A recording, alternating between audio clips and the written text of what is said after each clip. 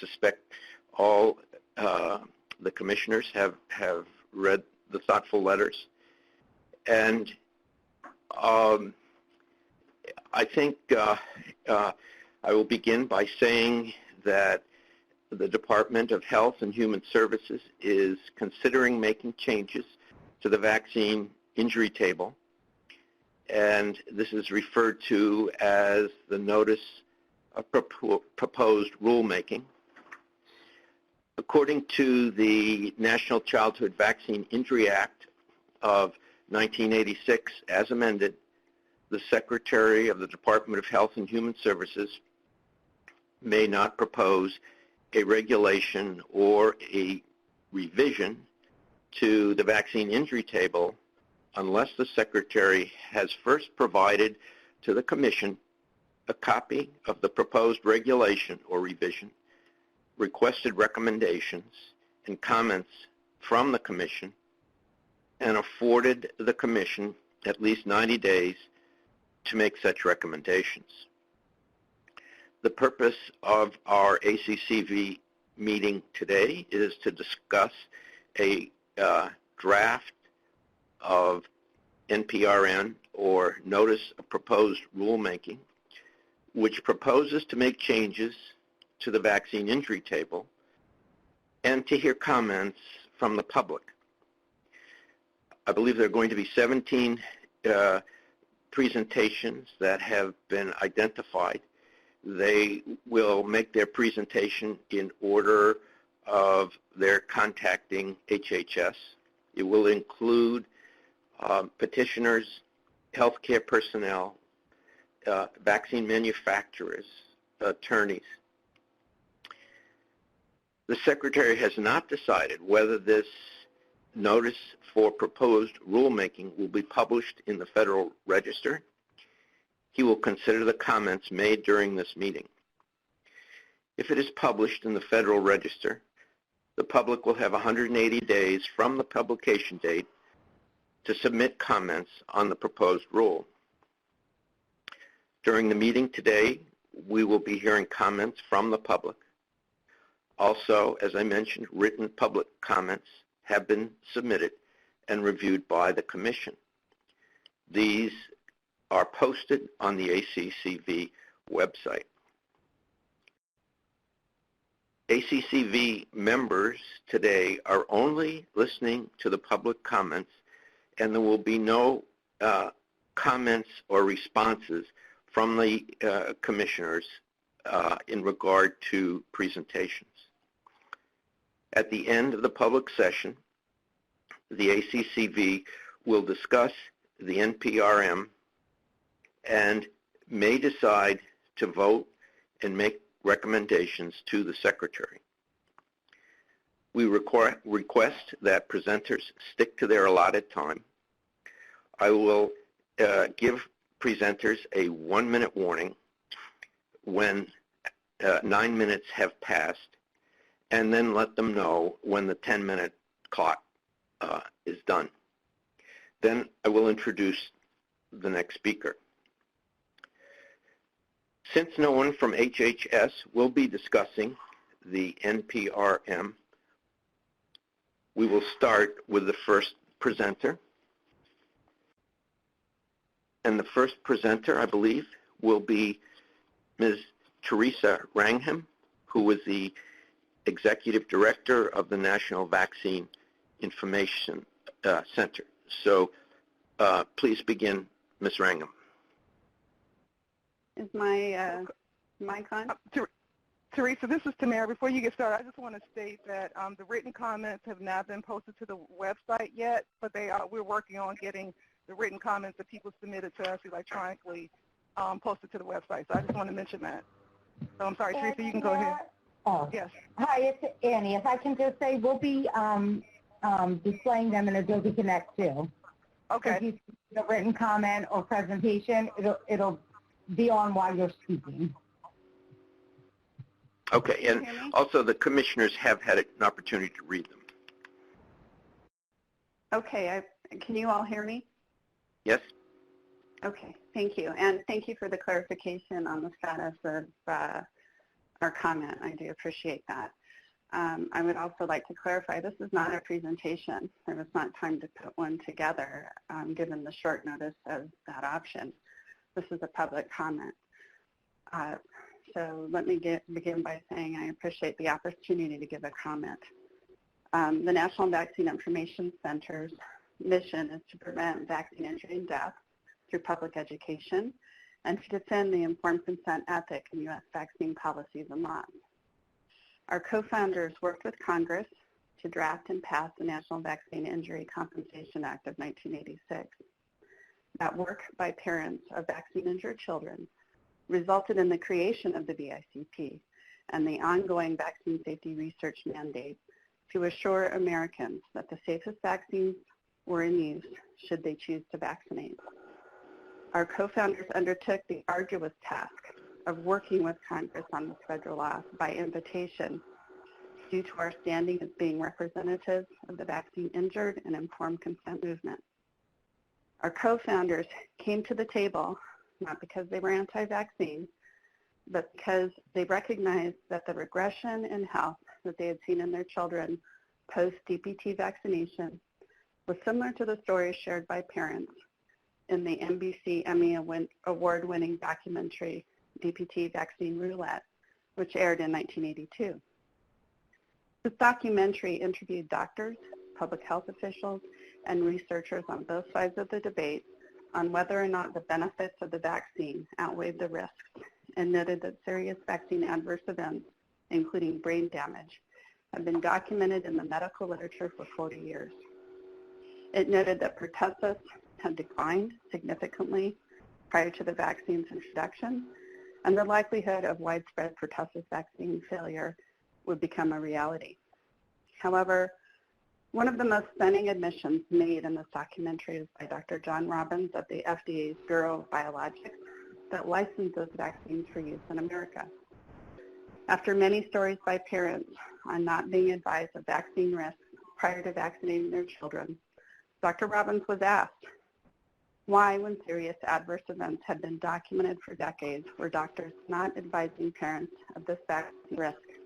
And his response was, and I quote, "I think that if you as a parent brought your child to a doctor for a DPT shot, and the doctor said to you initially that I have to tell you some children who get this vaccine get brain damaged, there's no question what your reaction would be. As a responsible parent, your response would be, I wish not to take this vaccine." And there's the rub. A key component of informed consent is to have access to accurate information on the risks of the condition and the treatment it seeks to mediate, as well as the risks and benefits of the treatment. It also requires voluntary consent without coercion or threat of sanction, and is globally recognized as a human right. Instead of coming out against vaccines, the key safety provisions our co-founders secured in the Act were informing on vaccine risks. And it included the frequency and severity of potential long-term effects of the disease to be prevented by the vaccine, the symptoms or reactions to which the vaccine, if they occur, should be brought to the immediate attention of a healthcare provider, precautionary measures legal representatives should take to reduce the risk of any major adverse reactions to the vaccine that may occur, early warning symptoms, signs and symptoms to which legal representatives should be alert as possible precursors of such a major adverse reaction, a description in the manner in which legal representatives should monitor such major adverse reactions, including a form on which reactions can be recorded to assist legal representatives in reporting information to appropriate authorities, a specification of how, when, and to whom legal representatives should report any major vaccine adverse reaction, an identification of the groups, categories, or characteristics of potential recipients of vaccines who may be at a significantly higher risk of major adverse reaction to the vaccine than the general population, a summary of relevant federal recommendations, including a complete schedule of childhood immunizations, and the availability of the vaccine injury program, and other information the Secretary deemed necessary. The Act also required that doctors record changes in their patient, whether thought to be vaccine-related or not, in the permanent medical record, and to report these events to the federal adverse event reporting system, also created by the Act. That risk-informing requirement was gutted from the Act in 1995. The protection provided by the Act for the injured to be able to sue vaccine makers if unhappy with decisions out of the VICP was taken away by the Supreme Court in 2011. And in essence, vaccine makers cannot be liable for vaccine injury and death acknowledged as real by the Act.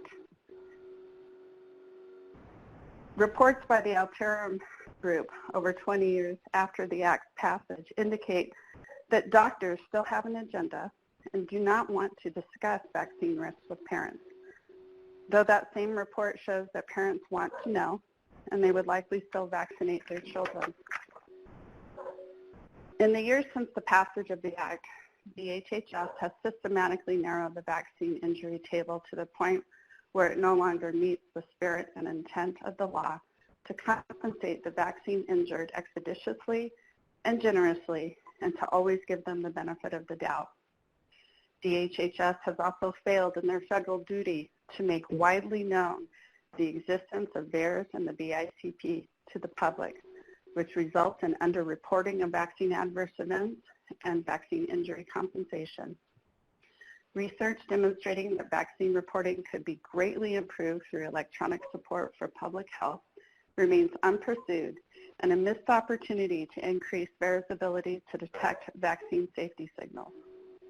The Act's requirement that vaccines in use have the fewest side effects possible to reduce vaccine injury and death has been largely ignored, while the childhood vaccine schedule has almost tripled in size since the Act passage. Reports by the Institute of Medicine on vaccine adverse events consistently state that for the vast majority of events, there is a lack of quality science or an absence of science that prevents them from making causality conclusions, and thus prevents the vaccine injury table and the compensation program from keeping pace with understanding the mechanisms of vaccine injury and death and compensating those harmed, which makes the following statement in the draft NPRM as offensive and wholly inaccurate.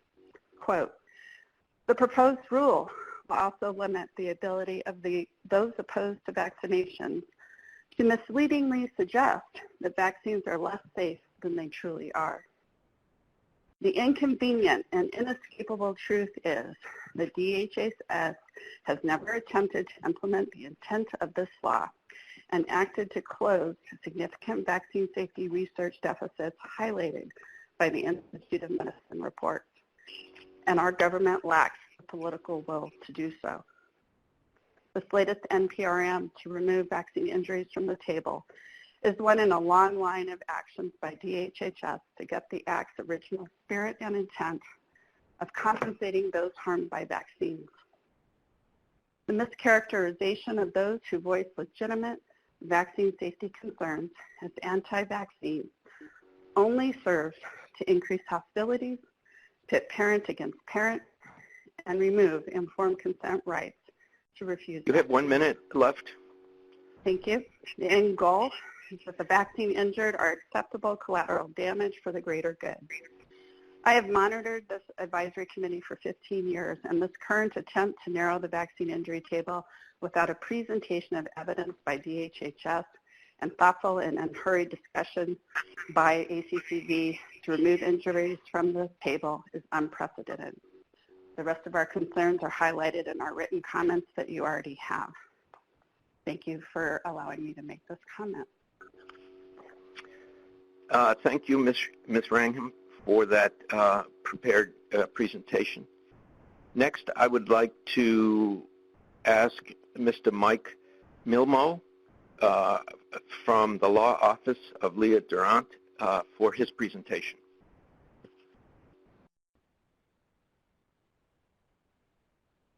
Background is fully described in the materials that I have sent in. But just very briefly, I spent 30 years working in the vaccine program as a lawyer at the Department of Justice. In fact, I was the very first lawyer hired to represent HHS in vaccine proceedings, and I tried the very first vaccine case ever tried all the way back in 1989. I was there in the 1980s when the Vaccine Act was created, and I have been practicing in the vaccine program ever since. My entire government career was devoted to making sure the Vaccine Act worked the way Congress intended. Having devoted my entire professional life to representing HHS on vaccine matters, I care deeply about and I'm highly vested in the success of the vaccine program. And with that perspective, I can tell you this proposal is an unmitigated disaster. I'm very pleased to be on today's list of distinguished speakers. However, the truth is that the meeting's most important speaker is the speaker who didn't bother to show up. It's the empty chair that is waiting for someone at HHS to tell us why this proposal is such a good idea. The whole point of today's meeting was to have HHS explain the origins of their proposal and to explain why it was so vital to take this action in the name of public policy, especially why it's so important to take this action now, when you would think everyone at HHS would be spending every waking minute working on the national pandemic facing our country. They want to take this action now, and yet they will not engage in any form of discussion. They invite us all here today to debate the issue in absentia. They continue to do everything in secret and behind closed doors. I'm on the advisory council at the Court of Federal Claims, which houses the vaccine court. At the April meeting, the court placed HHS's proposal on the agenda because the court had questions that they wanted answered. Advisory council members directed those questions to the representatives of HHS and DOJ who sit on the council, a number of lawyers from HHS and DOJ. After very long, pregnant pauses of silence, finally the HHS representative spoke up and said that HHS and DOJ are not allowed to discuss the proposal in any way, but they could write the questions and the comments down and take them back to their leadership. So finally we come to today, where HHS finally agrees to a meeting where we can debate their proposal, where they can present you with the evidence behind it. They can explain their view of why the science now shows SERVA and syncope should not be included on the table. That's their job. They're supposed to educate you on that latest evidence and help you sift through it so you can help them make the vaccine program work. And yet, they present no evidence whatsoever, and there are no shows at today's meeting. They ask you to set aside a full day of your time, including Dr. Pahud, who's an infectious disease specialist at a major teaching hospital, who I understand is working 16 hours a day on COVID-19 issues, to sit here and then to vote on a proposal that HHS won't even deign to discuss with you. That's shameful. But it is in keeping with the way HHS and DOJ have handled this matter from the beginning. They've been working on this proposal for years, and now, for years now, and have never bothered to even discuss the matter with anyone, not even their partners who make national vaccine policy. I personally contacted the chairs of the CDC's Advisory Committee for Immunization Practices, the very famous and important ACIP, HHS's own National Vaccine Advisory Committee, the NVAC, the National Foundation for Infectious Disease, the NFID, and the Institute of Vaccine Safety at Johns Hopkins, whose epidemiologists have consulted closely with the program ever since its inception. And yet all of these institutions confirmed that they had never been consulted by HHS about this proposal. Each of these entities, based on my communication with them only within the last few weeks, has now agreed to examine the proposal for the very first time. Look, that's not the way things were done when SERVA, syncope, and GBS were added to the table, not at all. Take a look at NOMO page 14 of your handouts. That's the final rule that was passed by HHS in March of 2017. It tells you that they started considering the 2017 table changes back in 2012 after the IOM released its report. It tells you that HHS convened 9 working groups within HRSA and CDC to review all the published scientific literature and then propose changes for public discussion. HRSA held a number of open commission meetings on the topic of SERVA since 2012. The process was open to the public, and it took 5 years. Now they want to reverse that 5 years of deliberative and public work, put the toothpaste back in the tube, as it were, and they want to do it within 90 days without discussing it with anybody.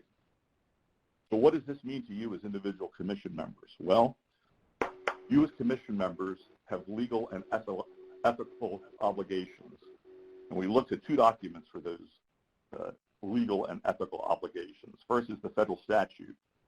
The vaccine law tells us that before HHS can legally make any revisions to the vaccine injury table, HHS must solicit and consider the Commission's comments and recommendations. But how can you give comments and recommendations if HHS won't even talk to you? They talked to the Commission for 5 years to get comments and recommendations when those injuries were added to the table. Secondly, you are bound by ethical considerations given to you by the guiding principles of your commission and accepted by the Secretary all the way back on March 9th, 2006. This document tells you 4 important things. 1, that you are to deliberate on any proposed table change by reviewing all the available evidence before you. Here, HHS has not presented any evidence for you to deliberate on. The reason for that is that the evidence is the scientific evidence showing that vaccines cause SIRVA and syncope has gotten even stronger since March of 2017, including one large-scale follow-up SIRVA study done by CDC that was just published in January. Number 2, the guiding principles tell you that the medical staff from HHS is to guide you through your deliberations by being a scientific and policy resource for you, or to help you assess the relative strength of the sources of the evidence. Here, they won't even talk to you. Third, and very important, changes to the table are to be, whenever possible, made to the benefit of petitioners. This principle is so important to HHS that they actually included that rationale in their final rule. Again, take a look at NOMO handout, page 14, and you'll see it highlighted in the language used by HHS to justify adding SIRVA and syncope to the table. And this is probably the most important thing that the guiding principles tells you. The last sentence, please read it. ACC members should tend towards retaining injuries already on the vaccine injury table. In their proposal, HHS emphasizes they are not legally or ethically bound by your guiding principles. That's true, but you are. With HHS failing to fulfill its duty, present any evidence to you, much less evidence to sort through, and giving your guiding principles presumption that injuries on the table should remain on the table, you are obligated to vote no on today's proposal. Under these circumstances, this vote must be unanimous. Unanimous. Unanimous. It's the only vote that comports with your legal and ethical responsibilities as sitting members of this commission. When I learned on Thursday afternoon that HHS was not going to present anyone to the commission to discuss their proposal, I was shocked. I think the Department of Justice, my former employer, was shocked too. They obviously scrambled to put together something to support the proposal, and so on Friday afternoon, Mr. Hunt, a political appointee, signed his letter. It was posted on HHS's website Friday night, the kind of Friday night government dump that those of us in Washington have become accustomed to. But where's Mr. Hunt today? He's nowhere to be found. He doesn't want to stand in front of you and debate these issues, nor do any of his 40-plus vaccine lawyers from the Department of Justice. Let's take a closer look at his letter. In one way, it confirms the central thesis of my own letter to HHS, starting at NOMO page 3, that the real reason HHS and DOJ seek to remove SIRVA is that they're being overworked.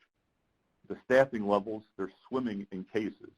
It's too much for the government employees to handle. Look, I get that. I was one of those employees myself less than 3 years ago. 1 minute remaining. That's no reason to reverse sound policy made in 2017 after 5 years of study. That's no reason to deny people who thought they were being helped by vaccines and end up getting terribly injured. There's a couple other things that are wrong with Mr. Hunt's letter. First of all, he raises a legal concern, but where was he and the Department of Justice between 2012 and 2017 when this was all being debated? Secondly, he talks about a needle injury, but Mr. Hunt doesn't realize that SIRVA is not just a needle injury. Look at the letter of Dr. Uma Sreekumaran, which says SIRVA is based on a needle injury and a vaccine antigen. And you know who believes that as well is Dr. Meissner. If you take a look at NOMO page 20, you'll see an article from Dr. Meissner. It says, patients with SIRVA experience shoulder injury that is more than would be expected with just a needle trauma. One theory suggested an immune reaction to one or Mr. more Milmo, components. thank you very much, but your time has expired, Okay. and I appreciate your prepared comments, and I would like to move on now to Ms. Amy Pisani, who is the Executive Director of Vaccinate Your Family. Ms. Pisani, please. Excuse me, this is the operator. If you are on the line, please press *0.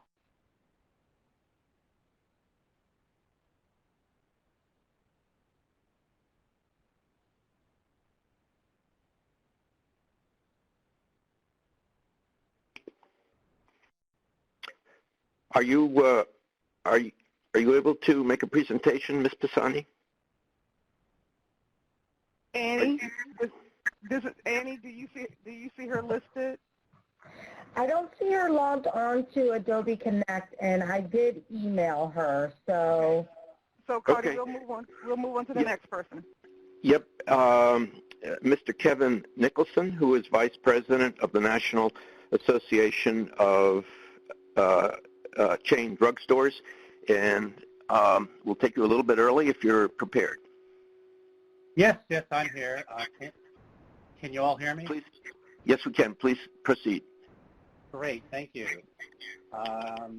So again, I'm Kevin Nicholson, Vice President of Public Policy and Regulatory Affairs with NACDS. So just as background, NACDS represents traditional drugstores, supermarkets, and mass merchants with pharmacies. Our member companies operate nearly 40,000 pharmacies, including regional chains with a minimum of 4 stores to national companies. We employ nearly 3 million individuals, including 155,000 pharmacists, and fill over 3 billion prescriptions every year. We'd like to thank the ACCV for this opportunity to comment on the draft HRSA NPRM that would propose to remove syncope and SERVA from the vaccine injury table.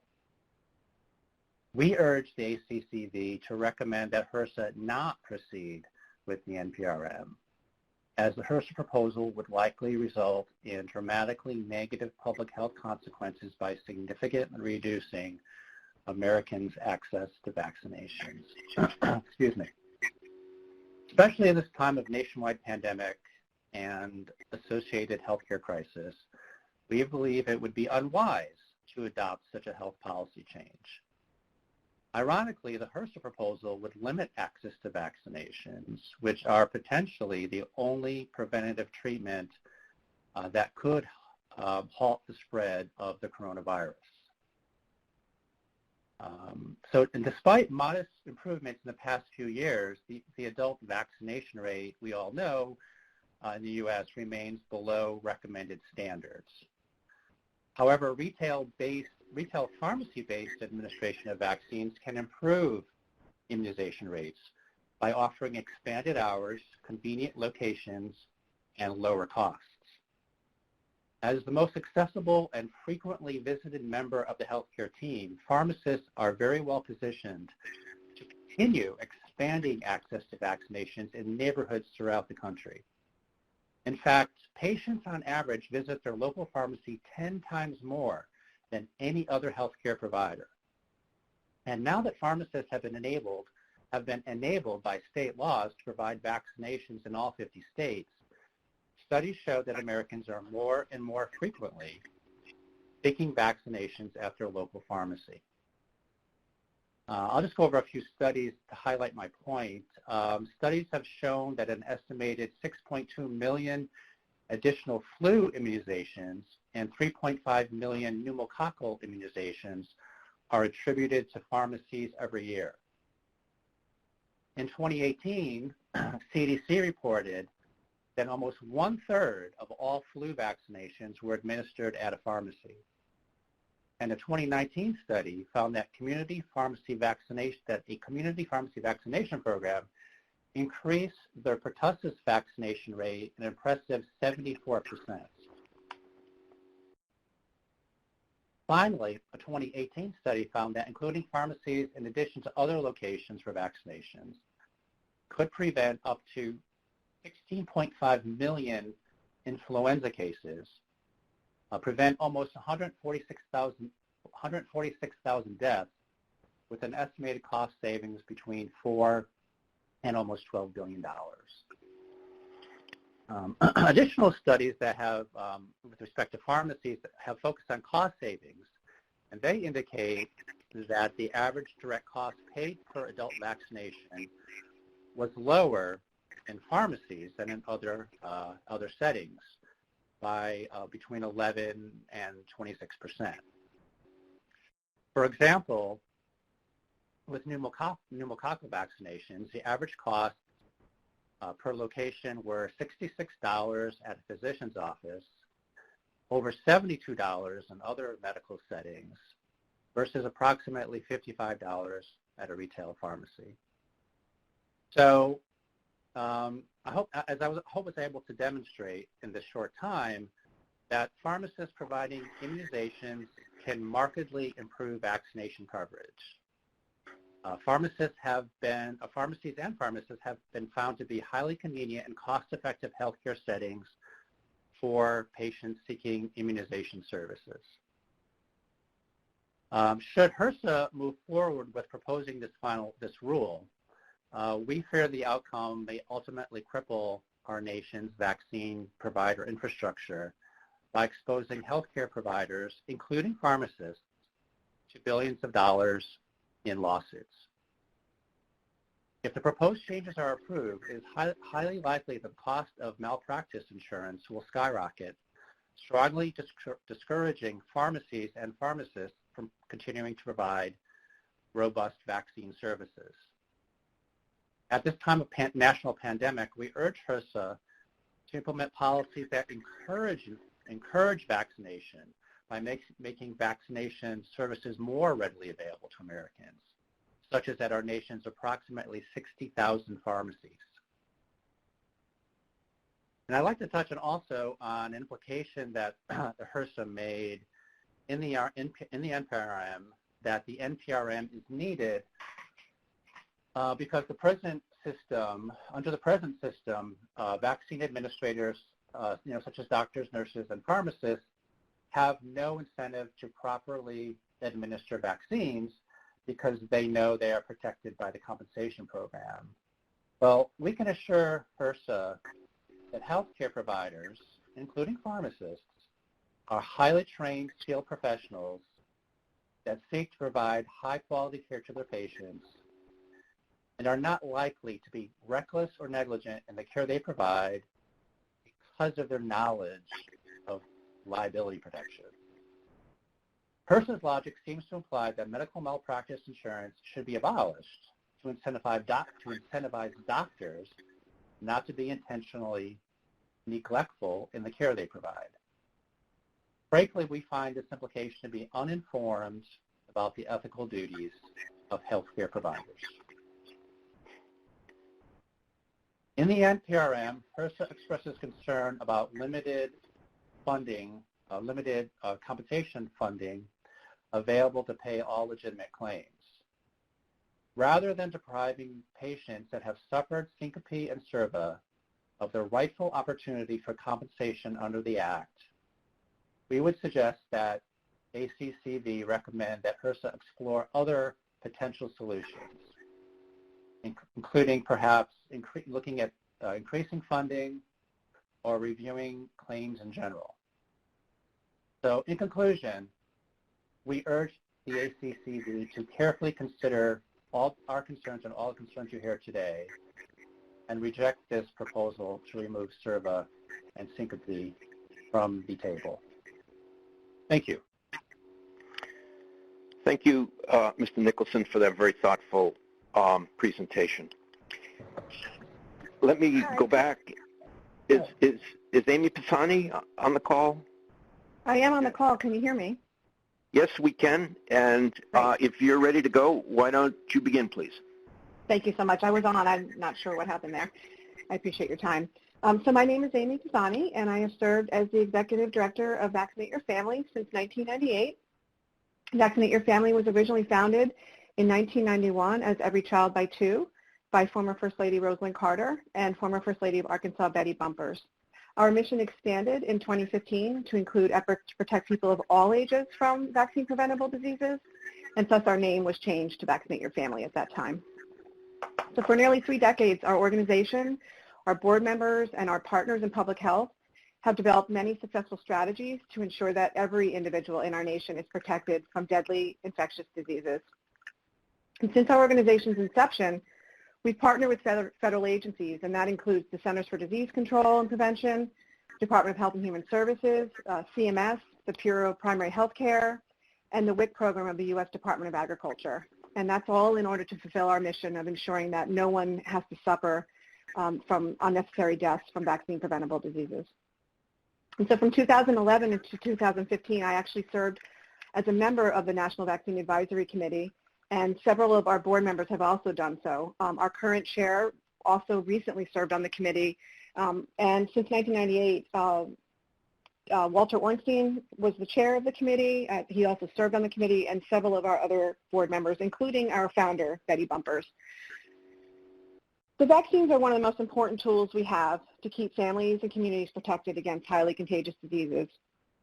And the Vaccine Injury Compensation Program has been highly successful in compensating individuals who believe they have been harmed by vaccines. And that was noted in the 2014 report of the General Accounting Office. Vaccine Injury Compensation Program has also created a stable environment for vaccine companies to continue research into new and life-saving vaccines. Clearly one of the major benefits of the passing of this important program.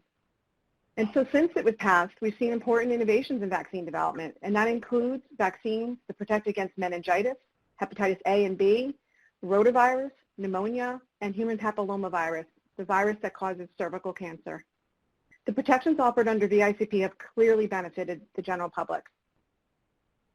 Most importantly, the VICP program continues to fulfill Congress's intent to serve as a compassionate alternative to the tort system. And we wish to comment specifically on the recommendation of the Secretary to remove CERVA from the injury table.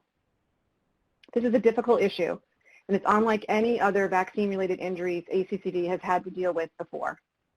And it really, truly requires a balancing act. We at Vaccinate Your Family want to make certain that people continue to feel confident that NVICP stands ready to support the 1 in 1 million people who suffer an adverse reaction or an event to vaccination. And we recognize that experts, including the Institutes of Medicine, suspect that these injuries are caused by a mistaken administration of the vaccination, not as a result of the vaccine itself. We also understand that ongoing research into the causes of shoulder injuries reported by vaccine recipients are currently underway at CDC and by other independent researchers. Some of these pieces of research are awaiting publication. And for this reason, Vaccinate Your Family recommends that the ACCV table a decision on this recommendation until more research regarding the causes of administration injuries can be completed. We suggest prudence in making this decision and recommend that CERVA remain on the table while experts determine the underlying causes and determine solutions for reducing the incidence of this injury. Ultimately, our goal should be to reduce CERVA claims overall, regardless of who is liable. So again, we recommend tabling this decision until further research can be conducted. Thank you very much for your time. Well, thank you, Ms. Bassani, for that very articulate presentation. And it's always a pleasure to hear Senator Bumpers and his wife mention they were very strong advocates of immunization program. Thank you. That means a lot to me. Thank you very much. I would next like to invite Dr. Naveed Natanzi to give us a presentation, and he is from the Regenerative Sports and Spine Institute, and I'm not sure where that is, so maybe you can just fill us in. Sure. Good morning. I hope you all can hear me. Yes. Thanks for the introduction, and thanks for the ability to participate in this conversation. My name is Naveed Natanzi. I am out of Los Angeles, so it's early morning here. And my goal today is to provide some insights and offer my clinical experience in helping answer the questions put before us. By way of introduction, I've reviewed approximately 100 survey cases over the last few years in Oxford. Approximately 40 formal written opinions on petitions on behalf of patients. So the current accepted theory of service is that vaccine injected erroneously in or around a synovial structure, such as the subacromial bursa or the glenohumeral joint, results in a large inflammatory reaction, which results in months and oftentimes years. Dr. Natanzi, this is Tamara Overby, and we are having problems hearing you. You sound a little muffled, so maybe could you get like closer to the phone, or I don't know if you're on speakerphone, but yeah, you sound a little muffled. Well, let me hold the phone to my ear then and yes, go from that's there. much better. Thank you. Sorry to interrupt. No, that's all right. I want you guys to hear what I'm saying. Is this better? Yes. All right. Yes, So, much better. sure. So I'll kind of skip back a few paragraphs here. So my goal today is to provide some insight on SERVA and offer my clinical experience in helping answer the question put before us. So the current accepted theory of SERVA is that vaccine antigen, when injected erroneously in or around a synovial structure, such as the subacromial space or the glenohumeral joint, results in a large inflammatory reaction, which results in months and oftentimes years of debility and dysfunction. The question recently put before us is, what really causes the problem? Is it the vaccine needle or is it the vaccine content? Like any scientific question, to best answer, we have to propose and investigate alternative theories and see what makes most scientific sense. So the first question is to address the role of the needle. What happens if we inject non-vaccine materials into synovial-lined structures such as the glenohumeral joint or the subacromial space? One would expect that if it were the needle doing the damage, then we would see occurrences of SERVA-like reactions just as frequently as long as a similar type of needle was used and injected into a similar location. I will highlight the subacromial space and glenohumeral joint, which are commonly implicated in SERVA injuries. These locations are also common sites of injections for many orthopedic practitioners like myself. We commonly inject these regions to treat arthritis, tendinitis, capsulitis, bursitis, and other pathologies. We commonly inject steroid, lidocaine, platelet-rich plasma, PRP, stem cell injections, homeopathic medications into these areas to treat those pathologies I listed a few days ago. And despite injecting all these other substances, we almost never get reactions that we see in SERVA. Even when injecting PRP, which is known to be an inflammatory reaction or cause an acute inflammatory reaction, the overall reaction and response is nothing like we see in SERVA. That usually self-resolves in a few days, unlike SERVA, which takes months or years. So what does this tell us? Same needle, same site of injection, only variable is the medication, and there is no SERVA-like reaction. So it must be something other than the needle causing the problem. This brings us to my second question. What role does the antigen play? What role does the vaccine itself play? What happens if we inject, what happens if we inject the vaccine into different spaces? In a 1990 experiment, Trollmo explored this question. In his study, he injected influenza vaccine into other synovial joints, such as the knee and wrist, and those have similar makeups as the shoulder joint, and he compared it to injecting influenza vaccine into subcutaneous tissue, just under the skin. And he compared the body's immune response after injecting each of these regions.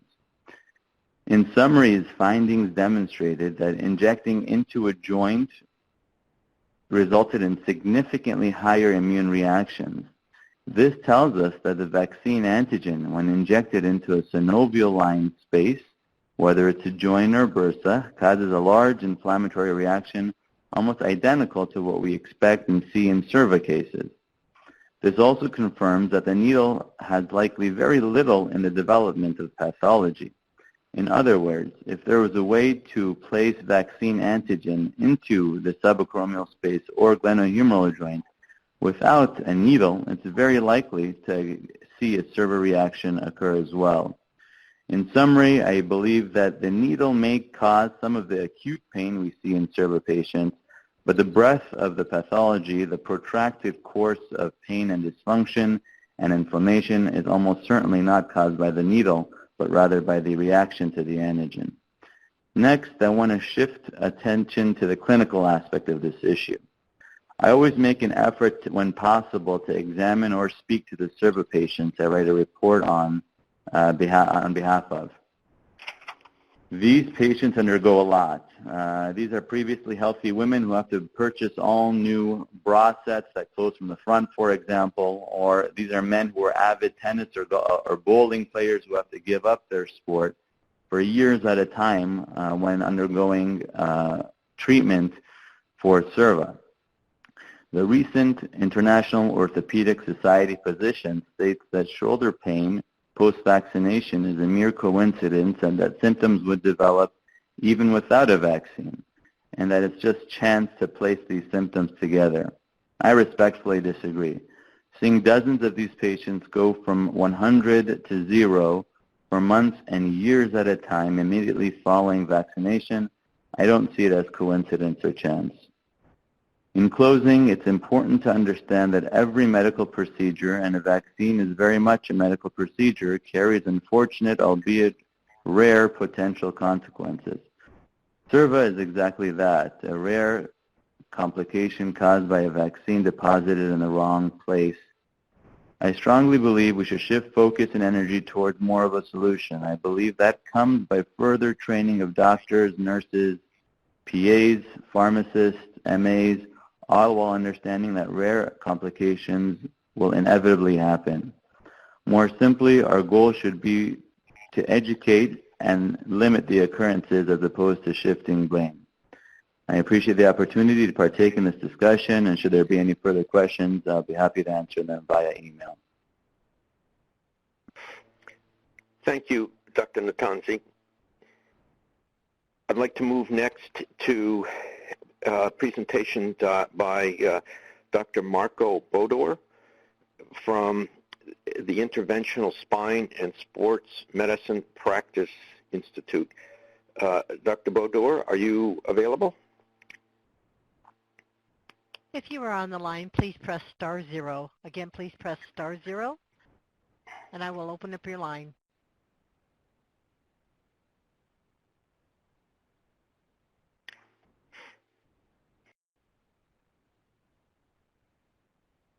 Okay, either Dr. Bodor, you're on mute, or you're tied up.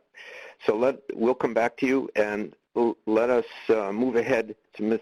Janet Olch. Are you, Ms. Olch, are you on the line?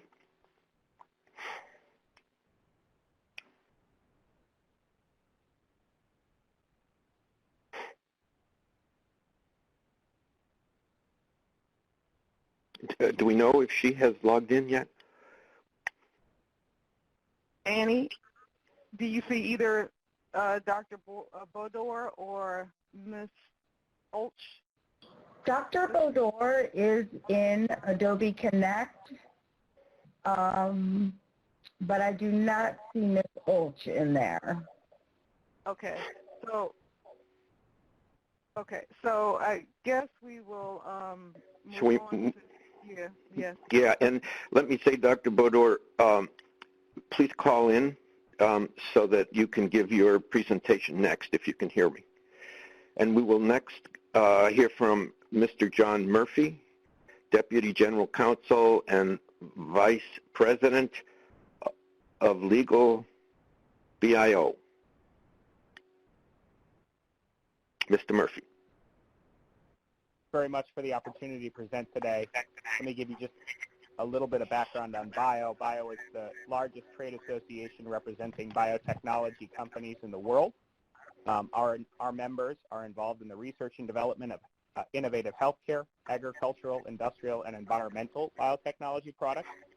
and our members very largely incorporate small and large companies involved in the research, development, and manufacturing of vaccines. And because of that fact, this issue is of great importance to our members. You know, looking at the vaccine landscape from our membership's perspective, it's hard to dispute that vaccines have saved millions of lives over the past century. You know, looking at global disease burden in the 2014 CDC report, vaccines were estimated to have prevented 21 million hospitalizations and 732,000 deaths among children born during a 20-year period alone. And yet, no medical intervention is 100% without risk, and thus protocols and predictable rules and regulations must exist to guide decisions when issues arise. And to be sure, from our view, vaccine injuries are exceedingly rare, and the minimal risk presented by these vaccines does not negate the tremendous benefit conveyed by the vaccines themselves. And yet, nevertheless, the Vaccine Injury Compensation Program, in our view, is critical to ensuring that legitimate vaccine injury claims are adjudicated and compensated quickly and easily, and much more orderly than what would otherwise be a traditional route for litigation. As such, BIO and our members support the objectives of the VICP program, and we do support evidence-based changes meant to strengthen and improve that program, subject to public dialogue. With that in mind, we do not believe the proposed rule as discussed today meets those objectives. Specifically, we respectfully submit that the ACCV should recommend that the Secretary not proceed with the draft notice of proposed rulemaking concerning the removal of SERVA and syncope. I'll note, and you have up on the screen, that BIO has submitted substantive comments for the record, and I won't sit here and redebate every single point raised in our public comments, but I do want to highlight a couple of the factors that lead to BIO's position today. In brief, our opposition to the proposed table changes based on four specific points. Principally, the scientific record used to justify the addition of SERVA and syncope in 2017 has not materially changed. As was discussed by other public commenters earlier, the record supporting inclusion in 2017 was significant and well established. We have not seen any evidence to acknowledge a change in the standard, and as such, do not understand why this proposal has been proffered without additional material evidence showing why the changes are necessary. Further, clear and convincing legal documentation from several past cases have cited broad coverage parameters for the VICP program. This includes vaccine administration errors and is not singularly limited to injuries related from the vaccine antigen, again, throwing support towards the continued inclusion of syncope and SERVA.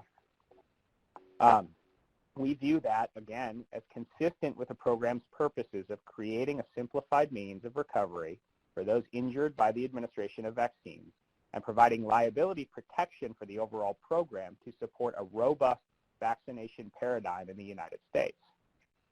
And finally, much attention has been paid in some of the draft notice of proposed rulemaking about the financial considerations related to the claims data in supporting removal of SERVA and syncope. And in our view, much more evidence is necessary for both public debate and ACCV consideration to determine whether or not those financial considerations are in any way compelling and necessitate a redecision of the 2017 inclusion for this guidance. As I mentioned, we are a long and strong supporter of the VICP program. We look forward to evidence-based decisions by the ACCV and recommending decisions by the HHS. And we stand ready to discuss our comments in further detail if additional questions or concerns arise. And we look forward to continue to hearing the debate today. Thanks for the opportunity to comment and provide input from the manufacturer perspective today. Thank you very much, Mr. Murphy. Has Dr. Marco Bodor joined yet? So, Your line is open, Marco. Mr. Bodor, are you muted?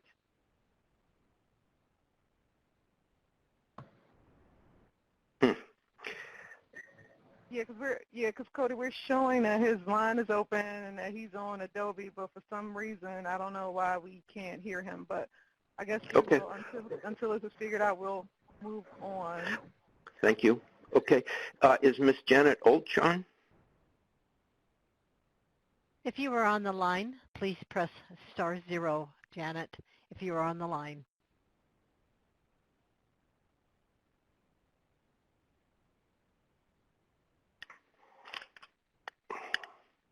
Okay. It seems like we'll come back and get these two speakers if they are able to call in.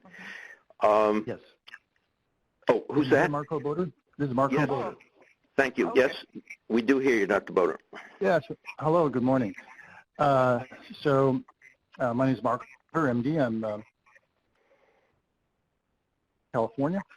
I'm also affiliated with the University of California, San Francisco Medical Center and UC Davis Medical Center. I was the first to describe vaccination-related shoulder dysfunction back in 2007, and this was subsequently renamed CERVA by Atanasov et al. So in the last 12 years, I've treated about 17 patients with this problem. It's not a common problem, as we know. It probably occurs 1 out of 100,000 vaccinations.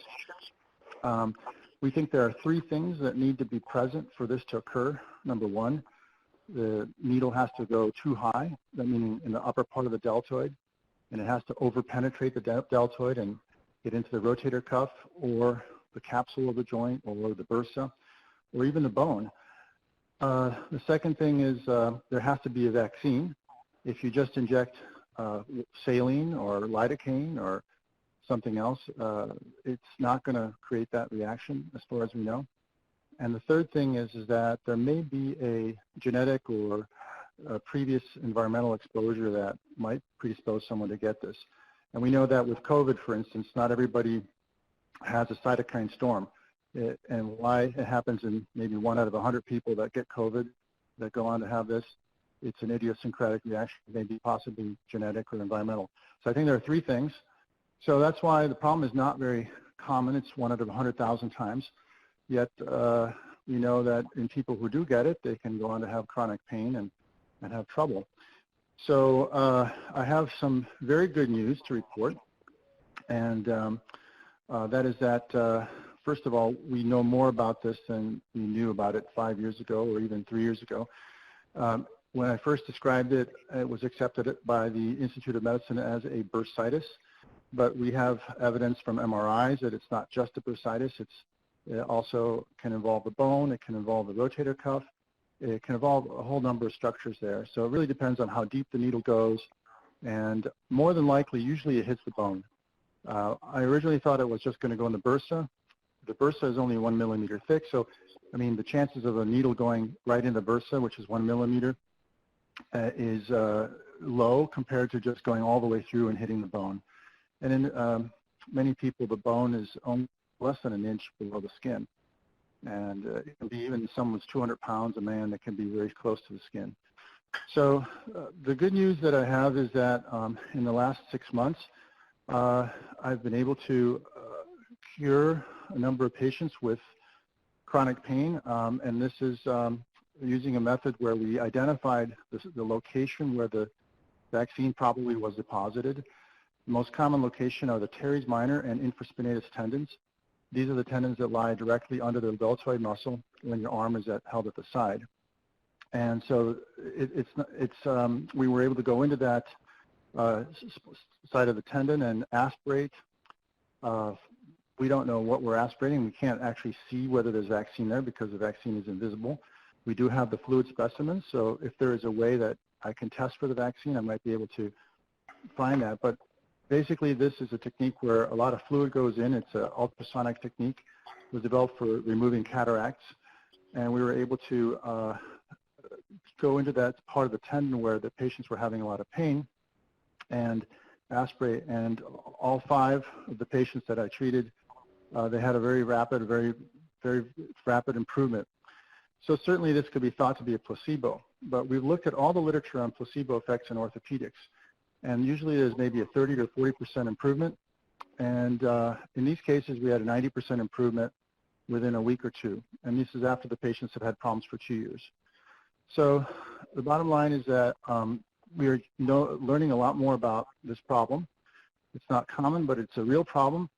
If the HHS wants to remove this and put it to the civil courts, I think it's going to just make things more difficult, because as we know more and more, we're going to realize that these are real problems. You can't just sweep this under the rug. You can't just say, oh, you know, it's not, we can't prove that there's any relationship, that there's no science to it. I mean, we have a lot of MRI evidence. MRIs show a lesion on the bone many times or in the tendon. And these lesions can't just be explained on the basis of rotator cuff disease. There was a study by Okur. And so these are real problems. And we're going to learn more. And the good news is that we do have a treatment for a lot of these patients. This paper is undergoing peer review right now. And hopefully once it's published, we're going to have doctors be able to help these folks. And it's going to be a positive thing. I think it should stay a table injury, because I think putting it to civil courts to become familiar with this problem, they have to start the relearning and learning about this problem every time they have a case. It's going to just be very inconsistent across the country. I think having it go through this system is efficient, and you have experts who are able to evaluate each case. So I think it should stay as a table injury for that reason. And that's all I have to say. If anybody has any questions, I'm happy to answer. Thank you, Dr. Bodor. Appreciate that. And is Ms. Janet Ulch on the line yet? If Janet Ulch is on the line, please press *0. Again, please press *0 if you're Janet.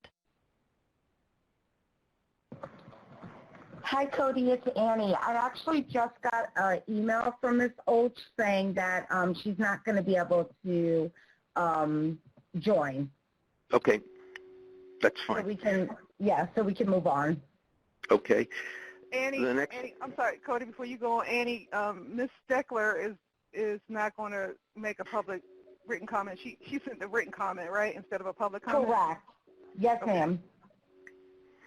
Okay, so we're a little bit ahead of our schedule, and since I've got 10:15 here on the East Coast, let me see if there are others who are going to make a presentation on the line, and we can move ahead. Dr. Ramon Rodriguez, are you on the line? Yes, sir. Oh, are you able to go ahead at this point? I can certainly go ahead at this juncture if you would like. Yes, I think that would be fine. Thank you very much. Thank you. My name is Ramon Rodriguez. I am the treasurer of the Vaccine Injured Petitioners Bar Association. I am also a primary care physician. I practice family medicine in a locum setting, doing urgent care work and those sorts of things. And so as a physician, I have the opportunity and ability to vaccinate patients as the needs arise. And so I would like to thank the committee for allowing me to provide the Vaccine Injured Petitioner Bar position statement today. A little bit about our Bar Association.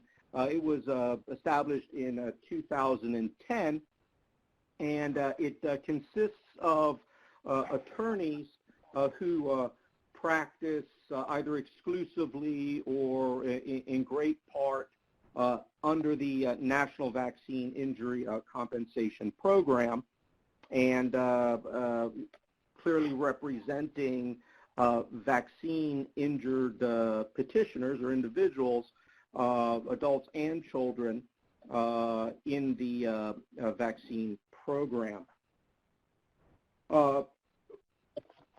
specifically regarding the bar's position statement, we strongly oppose the notice of proposed rulemaking to remove SERVA and syncope and the other changes that were listed in the NPRM provided by HRSA.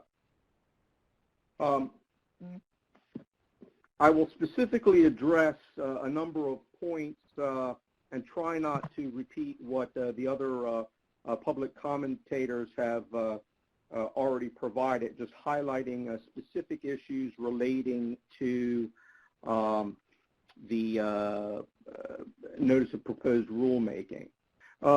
First and foremost, there was a concern that was raised about the vaccine program's funds needlessly being depleted or depleted in some way, specifically as a result of SERVA injuries and syncope injuries, and they're saying that there have been funds depletion. As noted in the letter that our president provided the committee, it is quite clear on the second page of the letter that the vaccine injury fund is actually quite healthy, and I apologize, that would be the third page of the letter, is actually quite healthy and is continuing to increase in value and has increased in value over the last 4 years, clearly SERVA having been in the program as a table injury since March of 2017. Secondly, the rule suggests that removing removing SERVA and syncope from the vaccine table will facilitate the ability to hear other more complex vaccine cases, and this is clearly not the case. SERVA, prior to it being called SERVA, when it was just a shoulder injury before we had an acronym for it, there were SERVA cases in the vaccine program. There were syncopal cases in the vaccine program. They just simply weren't table injuries. Clearly, when an injury is not a table injury, that requires an increased burden of proof, and therefore that will drive up costs and also increase the amount of time and theoretically detract from other claims that are being filed, because the SERVA claims are currently processed in a portion of the vaccine program that's called a special processing unit, where table claims are treated in an expedited fashion. Thirdly, the notice of proposed rulemaking to remove the vaccination injuries, SERVA and syncope from the table, likely will discourage vaccination, and has been said by a number of public commentators. The program provides for coverage for vaccination injury, and the removal of the injuries from the table, or removal of the injuries from the program, will potentially result in decreasing administration of vaccination, as pointed out by one of the commentators, specifically in non-physician offices or hospitals. The suggestion by HRSA that the injury is caused by improper training is also not supported by information that's contained in the medical literature, and the materials that had been supplied, the records that had been supplied, supporting documentation by HRSA in their notice of proposed rulemaking misstates some of the findings, specifically of, and I saw off in the other articles, specifically in that those articles indicate that it's vaccine antigen or a component of the vaccine in addition to or in connection with an injection which results in the shoulder injury. Lastly, in closing, as also previously pointed out, the suggestion that a table change, the table change being considered, the weight should go in favor of the vaccine-injured petitioner, specifically in that the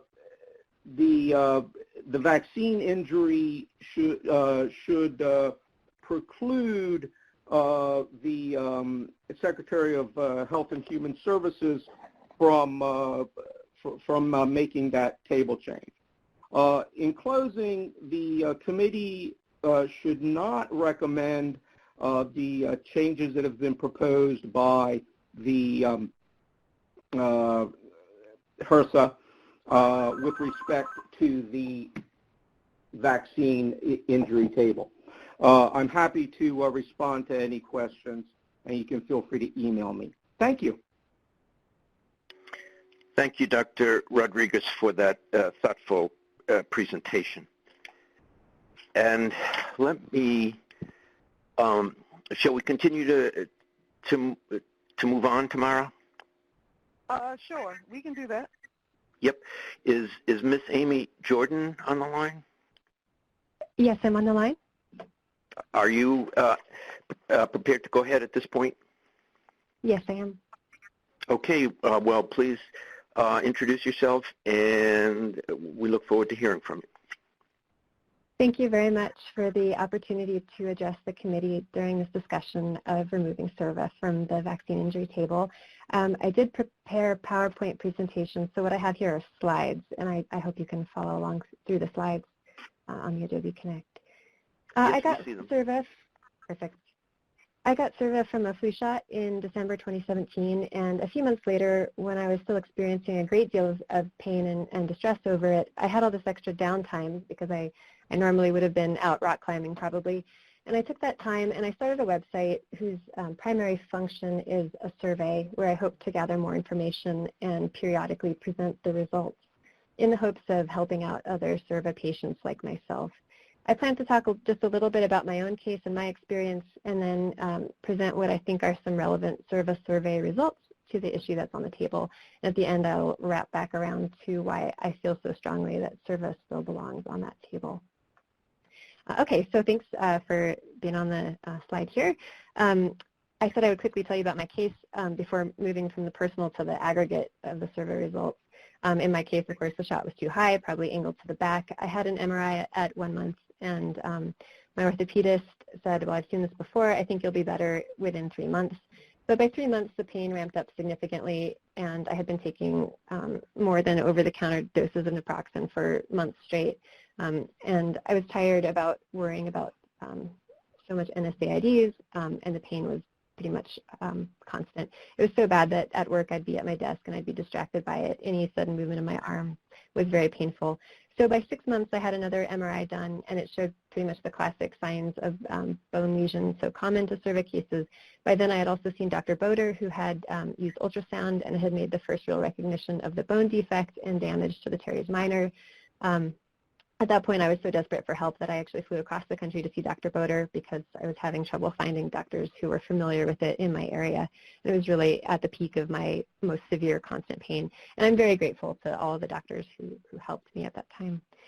A strange twist in my case is that the orthopedist locally who I ended up having surgery with, who was a well-respected surgeon in my local area, saw the bone damage on the MRI, and I think not being very familiar with the serval literature, he thought it might be a bone infection. So during surgery to debride the tendon and do a little bit of a birsectomy and wash out, he also took a bone sample and had it biopsied, and it came back positive for P. acnes, which could have easily been a false positive, but it did validate his theory about the bone edema. And so at that time, I consulted with multiple doctors, and they all said if there's even a small chance it's real, then it needs to be treated aggressively with antibiotics on the assumption that it is real. So I had to cancel a trip I had planned, and I settled into 6 weeks of IV antibiotics through a central line.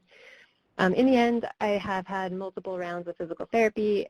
It's been very cyclical pain because I would get better and then go back to doing the things I normally do, including rock climbing and yard work and so on, and I would overdo it and be set back in major ways that suggested that my shoulder was never really fully healed. And, one little slip up and the next thing I'm out for months again and unable to do the things I love. I ended up needing a second surgery, this time on the biceps tendon. I got it just about 3 months ago, so I'm still going through the painful shoulder rehab process right now. But I am very optimistic and very hopeful that this will get me out into the clear. So I could probably talk about my own case for an hour, but I really wanted to talk about the service survey. I realized that there's, of course, the VAERS database. The survey is different in that it focuses, of course, just on SERVA, and so it condenses only the shoulder injury information. It is voluntary response data, so I realized the substantial limitations that come with a data set like that. This isn't intended to be a rigorous research study, believe me, but I started it because I wanted to know how long it took people to recover and what helped them. I was really desperate for that kind of information when I was at the height of my own pain and uncertainty. It turns out it's not the best method to gather this information because people are searching on the web for information right when they first get hurt. So the median time elapsed between getting the shot and filling out my survey is only 2.5 months. So it's not quite enough time to really understand what it's taking people to recover. The mean time is 9 months though, and there are a number of respondents who have recovered. About 5 out of the 246 respondents consider themselves recovered at the time they took the survey. So it's not completely helpful for what I had in mind, and for that reason I added a follow-up survey, but that has fewer respondents because later people aren't searching for information as desperately. And the website also has resources like links to all the peer-reviewed and general public literature that I can find, and I update it about quarterly with any new research that comes out. There's lots of good information in the survey, good statistics on where people got it. 37%, for example, got the shot that gave them SERVA in a pharmacy. We also see responses about getting it at workplace events, county or public health offices, colleges and schools, VA facilities, so all places that would potentially be opened up to getting sued if the change in the table happens. By far the most common, though, greater than 50%, are people getting the shot at regular doctor's offices, clinics, or urgent care walk-in clinics. So I think what's relevant to this discussion is what are the impacts on people's daily lives?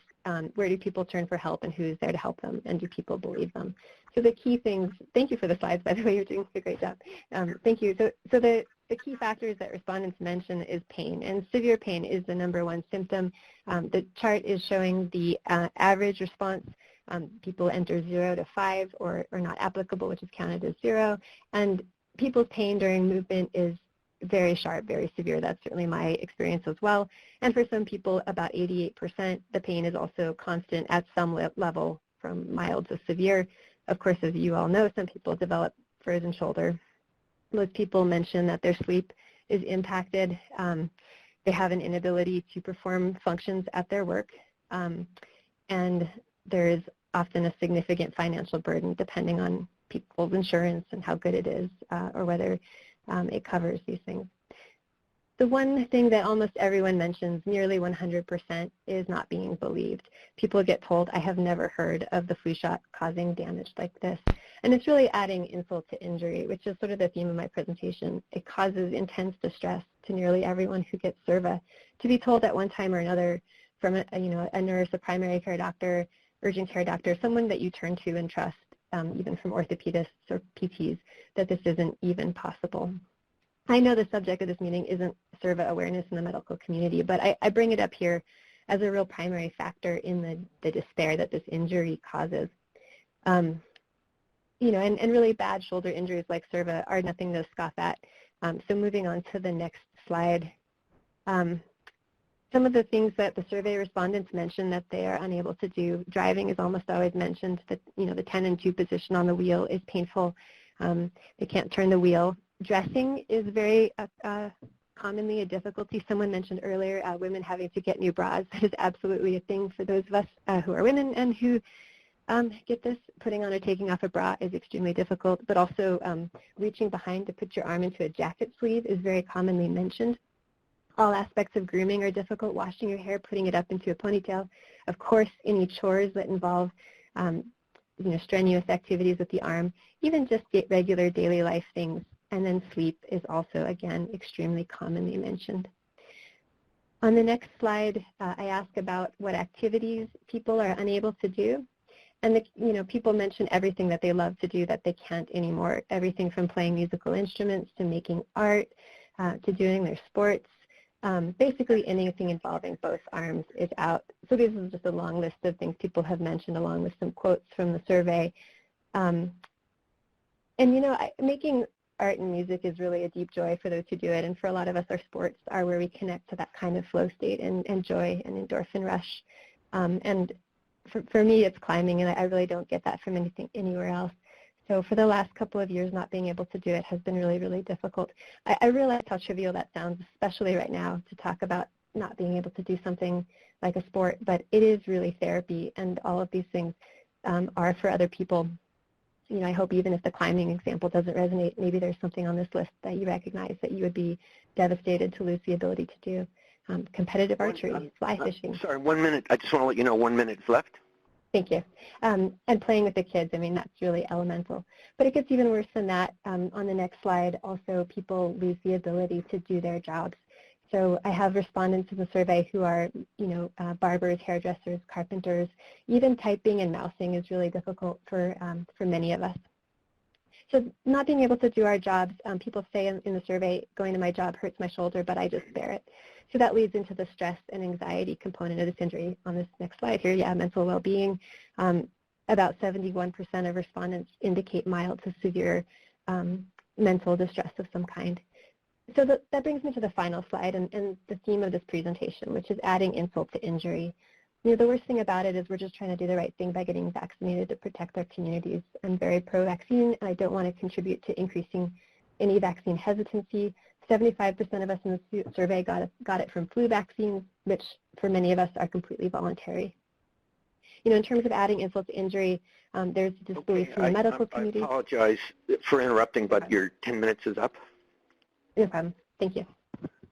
All right. Thank you very much for that personal story, Ms. Jordan, and I appreciate the information that you have collected.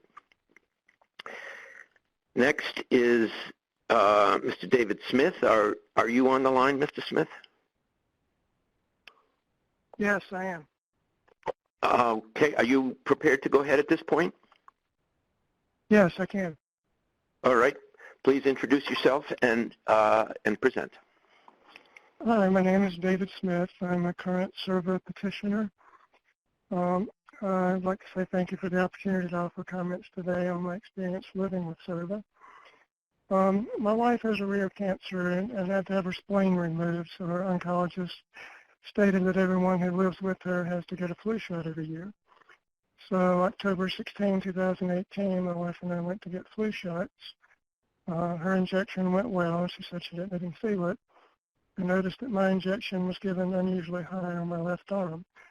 The same nurse gave both injections, and I didn't think much about it until the next day I began having pain in the left shoulder. Over the next several weeks, my shoulder hurt if I simply lifted my left hand. It hurt to put on a shirt or a jacket. I could not lie on my left side. If I was sitting at my desk and wanted to type on a keyboard, I used my right hand and lift my left hand to the keyboard. I couldn't use my left arm for driving a car. I've worked for several years as a volunteer helping run a collection center for Operation Christmas Child every November. This year, that year, I really struggled through the annual collection week, November 12th through 19. We packed over 25,000 shoeboxes and cartons and filled 4 28-foot trailers. So after I made it through that, I went to see my primary care physician on November 28th. He diagnosed bursitis and injected a steroid into my left shoulder. Over the next week, my condition improved somewhat. I could now lift my left hand to the keyboard. Apparently, the bursitis had subsided, but there was still pain in my shoulder. My doctor had never seen a SIRVA patient before. I returned to him on December 31st, and he made a referral for physical therapy. I went to physical therapy sessions on January 4, 9, and 16, 2019. There was no progress. It wasn't helping at all, and the therapist sent me back to my doctor. On January 21, he referred me to an orthopedic surgeon who I saw on February 12 for an exam and x-rays, which were negative, so an MRI was ordered, which was done on February 18. I went back to the orthopedist on February 21 to discuss the MRI. According to the MRI, I had a rotator cuff tendon with a 70% tear. I was advised to wait a couple of months and see how the pain was then. If it wasn't better, we would discuss surgery. The doctor commented if I had surgery, I would need a recliner to sleep in. During this 2 months, the pain interfered with sleep every night. I tried propping up in bed, but couldn't find any way to sleep well. My shoulder hurt every morning when I got up. During the day, the pain could go from 0 to 7 or 8 out of 10 with a simple arm movement. Sometimes the pain would shoot down to my elbow. Sometimes I would just be sitting and all of a sudden the pain would flare up. Also noticed a decrease in my left arm range of motion. Since the surgeon had told me I would need a recliner after surgery, I went ahead and bought the recliner to see if that would help with sleeping. It was better than propping up in bed, but I still couldn't get a good night's rest. I ended up spending 6.5 months trying to sleep in that recliner. I went back to the orthopedist on April 25th. Apparently I needed surgery, so I had to take my wife to an oncologist visit 170 miles away on June 14th, so the surgery was scheduled for June 19th. During surgery, the surgeon discovered the MR reading was a false positive. The rotator cuff tendon was fine. Rather, there was adhesive capsulitis with a lot of inflammation. The doctor performed a left shoulder arthroscopy, decompression, and capsular release. After 2 weeks of recovery, I began physical therapy twice a week on July 23rd. Stretching the shoulder muscles to regain range of motion is a slow and painful process. At this point, I had been dealing with pain for over 9 months. I didn't sleep well. I was awake multiple times each night. Some nights, neither Advil nor Aleve was strong enough, and I had to take Percocet in order to sleep. I spent longer than normal hours, more than 8, in the recliner, and still didn't get adequate sleep. Many mornings I got up feeling like I'd been run over by a truck and needed about 1.5 hours to get going.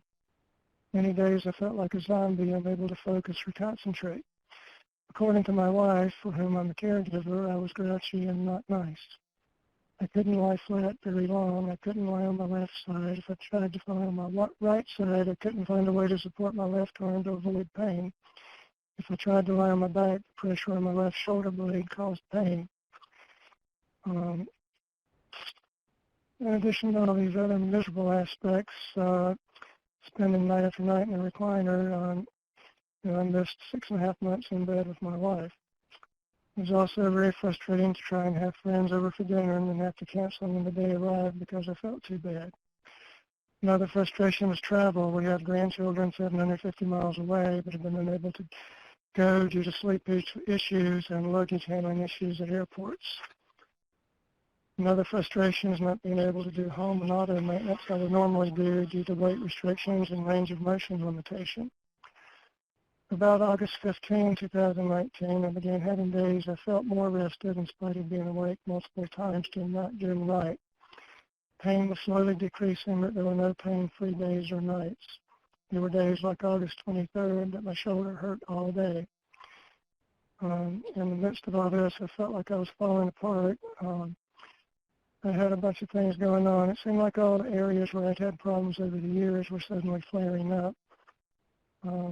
my primary care doctor ran a bunch of blood tests and they were all normal. So I think it was all just sort of stress and lack of sleep triggering these issues with past areas.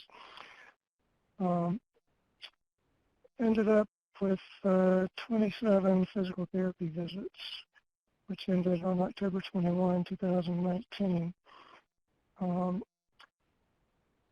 Visits for physical therapy and the doctors requires significant time and travel. A physical therapy visit is a 45-mile round trip, requires 2 hours. Doctor visits, a 45-mile round trip of an hour plus the visit time.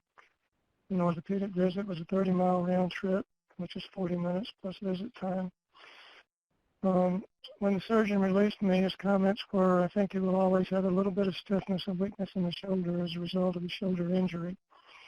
As a result of the injury and subsequent surgery, I'll give him a 10% impairment of the left upper extremity. I think he'll lose about 10% of motion to both forward flexion, external rotation, and internal rotation. So I have permanent loss of range of motion. It's now been 19 months since the vaccination. I can finally lie on my back without pain. However, I still rest my left arm on a pillow when lying on my right side, and I lean slightly against the pillow wedged against my back if I lie on my left side. When I lie on my left side, I like to put my hand and forearm under the edge of the pillow my head is resting on. But if I'm lying on my left side, I can't do that with my left arm. Most days I'm pain-free. If I exercise my shoulder hard, it hurts the next day. Sometimes for no apparent reason I have pain. This past Friday I had to drive my wife 170 miles to a medical appointment and the shoulder hurt off and on all day.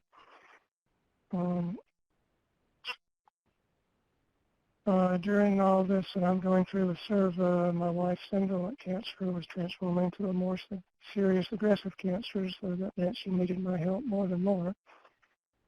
So I think you can see from my story how severely SERVA can impact someone's life and even have permanent effects. Please don't take this issue lightly. It's extremely serious. I'd like to give you a little information on my background and offer a few comments on the NPRM. I have a master's degree in biomedical engineering and mathematics. So I've done research and development and provided quality assurance in biomedical fields. I received the draft NPRM this past Friday morning, but I had to take my wife 170 miles away Friday, so I wasn't able to read the document until yesterday. Mr. Smith, there's 1 minute remaining. Okay. I was very shocked at the quality of the document. Text does not rise to the level of gravity that the ACCV is entitled to. Witnesses in court swear to tell the truth, the whole truth, and nothing but the truth. The VICP is entitled to the same. Most arguments in the NPRM do tell the truth, but they ignore an important part of the truth. Yes, it's true that SERVA results from incorrect administration of the vaccine. However, it's also true that each vaccine by design contains an antigen that provokes an inflammatory response. With SERVA, the problem is that the inflammatory response occurs in the shoulder joint. To argue that the SERVA is not vaccine-related is disingenuous. If the flu vaccine had not been inserted into my shoulder joint, I would not have had SERVA and lost months of my life I can't get back. There are also, give you one example of a misleading argument in the... Mr. Smith, I'm sorry, but your time is up, so I would like to move on to the next speaker. But let me express my sadness and my sympathy for the very difficult time that you have had. And also, I'm very sorry to hear about your wife and her difficulties as well. But thank you very much for sharing this sincere and very moving experience. So thank you again. Thank you. Thank you. And if we can move to our next speaker, if she's on the line, Ms. Watzak. I'm sorry if I'm mispronouncing it. Cheryl Watzak.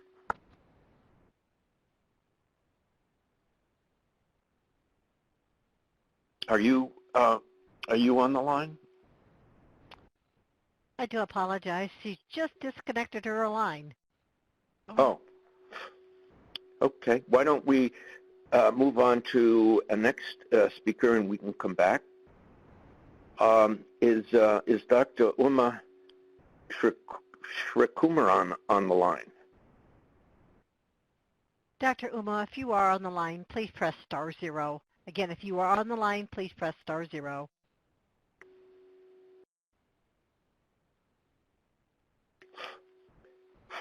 We are a little bit ahead of schedule.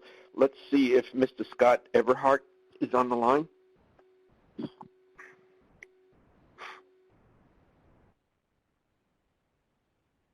Hi, Cody. It's Annie. I have been emailing members of the public who wanted to provide comment and asking them to dial in, so it might just be taking them a few minutes to get in.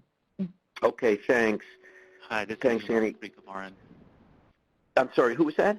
This is Uma Srikumaran. Oh, thank you very much for calling in, and we're a little bit ahead of schedule. Are you prepared to offer your presentation today? Yep, I'm ready. Okay, please proceed. Great, thank you. I appreciate the committee's opportunity to give these remarks. So my name is Uma Srikumaran. I'm an orthopedic surgeon on faculty at Johns Hopkins School of Medicine. I also serve as the Shoulder Fellowship Director. I want to be clear that the views I'm about to express are my own. I speak only for myself. I also want to be clear that I strongly support vaccination efforts and believe CIRVA to be a rare event. I have experience caring for several patients with shoulder dysfunction after vaccination, and based on my education, training, experience, as well as the review of the scientific literature, it's clear to me that vaccine antigen delivered into or near the bursa or synovium is the cause of this injury. So CIRVA does not result from the trauma of the needle being close to or within the bursa or synovium. Rather, bursitis and synovitis are directly caused by the vaccine antigen delivered by the needle. As a shoulder practitioner, we inject various medications or blood products into the bursa or joint with needles and do not cause injuries such as CIRVA. The scientific literature supports the mechanism of causation as an immune-mediated inflammatory reaction to antigenic material injected into or near, again, the synovium or bursa. While needle injection is necessary to deliver the antigen into these structures, it is not alone sufficient to cause bursitis or synovitis alone. So I summarized several of the articles in the literature that support this concept, and it's in the documents I provided ahead of this meeting. Secondly, I wanted to address the position statement by the American Academy of Orthopedic Surgeons attempting to argue that vaccine administration is unlikely to cause CIRVA. First, it's important to understand that these statements from the AAOS do not necessarily reflect the majority opinion of the society, or simply the opinions of the authors, which in this case are not even openly revealed in that position statement. Further, this statement is not a product of a systematic review. Other products of this national society include clinical practice guidelines and appropriate use criteria that take a much more systematic and rigorous approach to providing advice to its members. So no such products exist regarding CIRVA from the AAOS. The authors of this position statement failed to cite several papers noted in my supplemental letter and that exist in the scientific literature. I believe they attempt to quote articles in support of their position but fail to report their substantial weaknesses. The first paper by Black et al. Is grossly underpowered to detect a rare condition such as CIRVA. Therefore, that study cannot inform at all regarding this issue. The second study, Trollmo et al., actually supports the concept of antigen causing a robust inflammatory response, and the authors specifically acknowledge that all 6 volunteers in that study had joint swelling and stiffness soon after injection, with the ultimate finding being that a joint injection of antigen actually elicited a stronger immune response than a subcutaneous injection. As this statement does not systematically review the evidence, many members of the AAOS reject its validity completely. So finally, I wanted to touch on the substantial ramifications to remove CIRVA as a table injury and why this would be really devastating to us as a general society, but also the healthcare profession. For a variety of reasons, not all injections can be perfectly administered by even the best trained and experienced practitioners. Patients vary greatly in their size and shape, and providers can never be 100% certain of the location of the tip of the needle. Practitioners are fundamentally interested in doing no harm. To suggest our motivation for precautions comes from the lack of risk associated with this no-fault claim process is a bit outrageous. It's not practical nor cost-effective to institute measures to ensure that the injection does not reach the bursa or synovium. In order to guarantee this, imaging guidance, such as ultrasound, would have to be used by all providers providing these vaccinations. This is well beyond the expertise of nurses and pharmacists that routinely administer these shots. The healthcare system does not have enough physicians skilled in this practice to deliver the necessary vaccinations each year. Further, the cost would be prohibitive and likely promotes racial as well as socioeconomic disparities in terms of access to image-guided injections.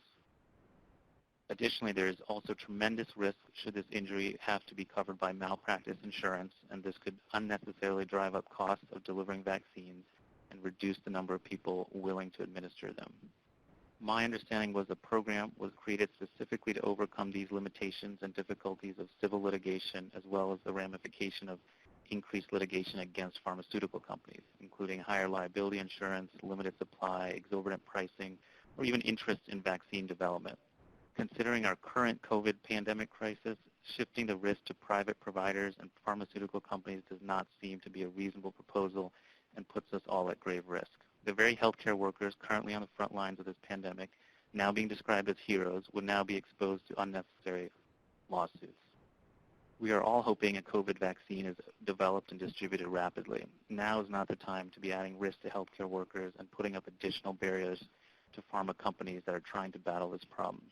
So in summary, the evidence is quite strong that vaccine antigen is required to develop SERVA, and the ramifications of removing the injury from the table is quite serious as it relates to vaccine delivery, medical malpractice costs, pharmaceutical development, and possibly even furthering racial or socioeconomic disparities in our countries. Thank you for this time. Thank you very much for that very clear and thoughtful presentation. It's very helpful.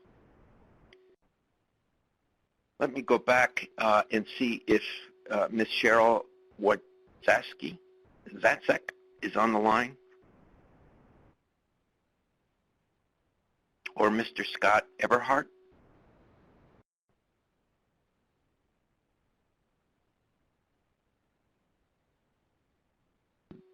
So operator or Annie, do you all see Ms. Wojcicki online or Mr. Everhart? Yeah, Cheryl has joined. Cheryl's line is open. Yes, Okay. thank you. My name is Cheryl Wojcicki. I've prepared a statement that I would like to read. I am a victim of SERVA. I have been getting flu shots without incident since the 1990s because my husband was on dialysis and it was medically required of all family members. After he died, I continued getting one every year without incident, either from my doctor's office or a local pharmacy. On November 5th, 2016, I received my flu vaccination at a local CVS store. Because of having had breast cancer and the loss of lymph nodes on my left side, since 1990, my doctors have required me to have all vaccinations and blood drawn, blood pressure taken, etc., from my right arm. In the CVS store, I was instructed to sit in the waiting area until the pharmacist was available.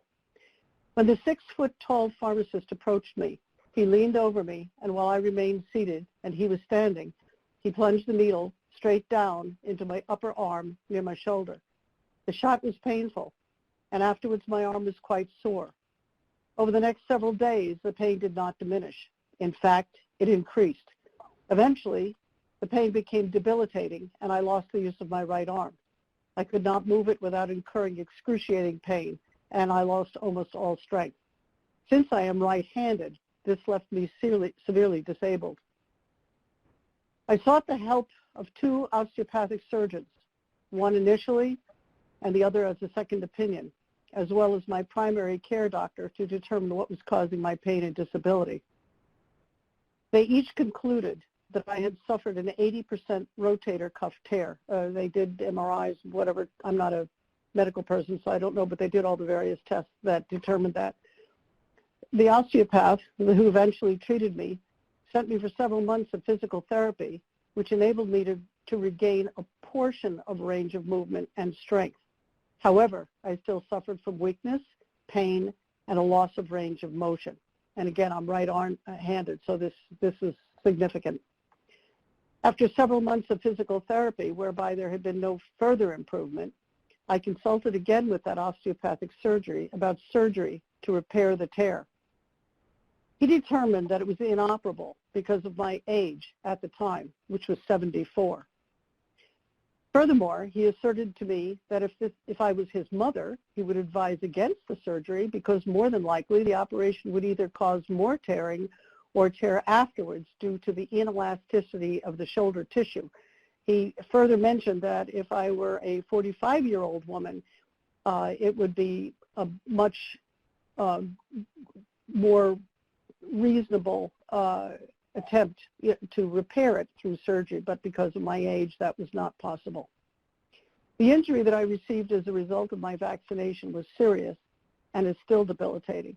For example, I suffered pain in my arm and my hand when I typed this the other day.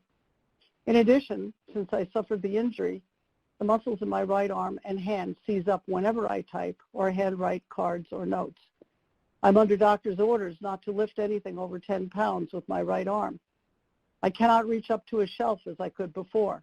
I have to sleep with my arm on a pillow to avoid increased pain. These are some of the limitations. And as I've listened to the other people who have spoken before me, I realize that there are several other experiences that they're having in terms of limitations that I have shared with them.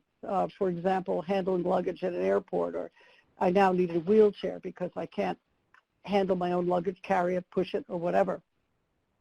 I'm a retired English teacher who's been editing the novels of a local writer for several years. Now, I have great difficulty annotating his work, either through typing or handwritten notes. In addition, I've been doing research for a proposed scientific invention, and again, I'm limited in how much time I can spend on the computer or take notes because of the pain. I can no longer ride my adult-sized tricycle or walk with my hiking ski poles. In all of these activities, I'm severely limited by the SERVA. I cannot now clean my house anymore or make my bed or scrub a pot.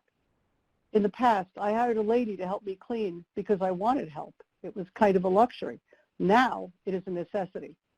The pain never subsides, and many everyday activities, including driving, exacerbate my discomfort. And since I cannot have the surgery, my disability is permanent. Throughout all of this, while both osteopathic surgeries and my primary care physician concluded that I had suffered a rotator cuff tear, none of them accepted the fact that it was caused by the improper administration of a flu shot. Moreover, shockingly, they all stated to me that none of them had ever heard of this type of injury and therefore dismissed it. In the midst of dealing with the pain and disability and treatment, I felt that CVS should be held accountable for what happened to me, and so I reached out to a local attorney to determine what my options were. The lawyer told me he would take on the case for a $10,000 retainer, win or lose. He furthermore told me that his retainer was representative of what all lawyers would charge to me to take on such a case. I could not afford such a fee. Remember, I'm a retired English teacher, so that door was closed to me. SERVA victims need compensation to deal with the ramifications of their injuries and the life adjustments they must make because of it. On their behalf, I strongly request and urge that you recommend against the removal of the compensation for SERVA victims. Thank you very much, and I wanted to know if there are any questions. Thank you, Ms. Wojtaszek, and I hope I'm not mispronouncing that, but thank you very much for your clear presentation. And again, let me express my sympathies for the difficult time that you've experienced, and I hope things get better for you. Thank you. Hi, Cody. This is Tamara. So Mr. Everhart is on the line now. Oh, good. Okay. All right. Mr. Everhart, could you introduce yourself and begin your presentation today. Good morning. My name is Scott Everhart. Can you hear me? Yes, yes. Perfect. So I'm a CERVA petitioner, and I appreciate the opportunity to speak, and thank you for your time. I'm against the notice of proposed rulemaking regarding the removal of CERVA from the vaccine injury table. I've been battling this vaccine injury since November 2nd, 2017, when I received a tetanus vaccine in my left shoulder that was required for my job at the time. I underwent my second surgery as a result of my CERVA injury 11 days ago, so I apologize if I stumble through this as I'm on pain medications and muscle relaxers.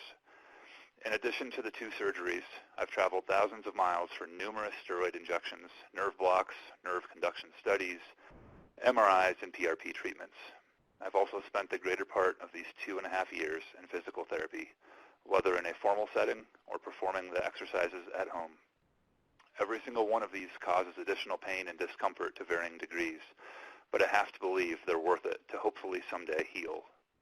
However, as time wears on, I lose more and more hope that I'll ever be able to live a pain-free life again. Prior to receiving the vaccination that caused this devastating CERVA injury, I was a 33-year-old healthy young man with no shoulder issues. I was an active outdoor sports enthusiast and was passionate about climbing, skiing, and biking in the mountains of Colorado. I had a career in law enforcement. This injury not only took those sports away from me, but it also has affected my career path, my relationships with my wife and others, and my overall quality of life. When I use the word devastating to describe the extent of this injury, I don't use it lightly. As my body began its immune response to fight the incorrect administration of the vaccine, I endured the worst pain I've ever experienced in my life. If you can imagine being stabbed and sliced by a machete up and down your shoulder repeatedly for hours on end, that's what I experienced. The pain was so unbearable and the weakness in my shoulder so severe that I couldn't even turn a page in a book with my injured arm in the following months after this injury. Before my vaccination injury, I never gave pain a second thought. Pain was something that happens in your life, just like joy or sadness. It comes and goes. No matter how much of it you felt, pain wouldn't last forever, and time would eventually change and ebb that feeling to something else. Perhaps this is why I could never relate to those I know that live with PTSD. I just didn't understand the pain they were going through or the effect of what pain can do to someone's psyche.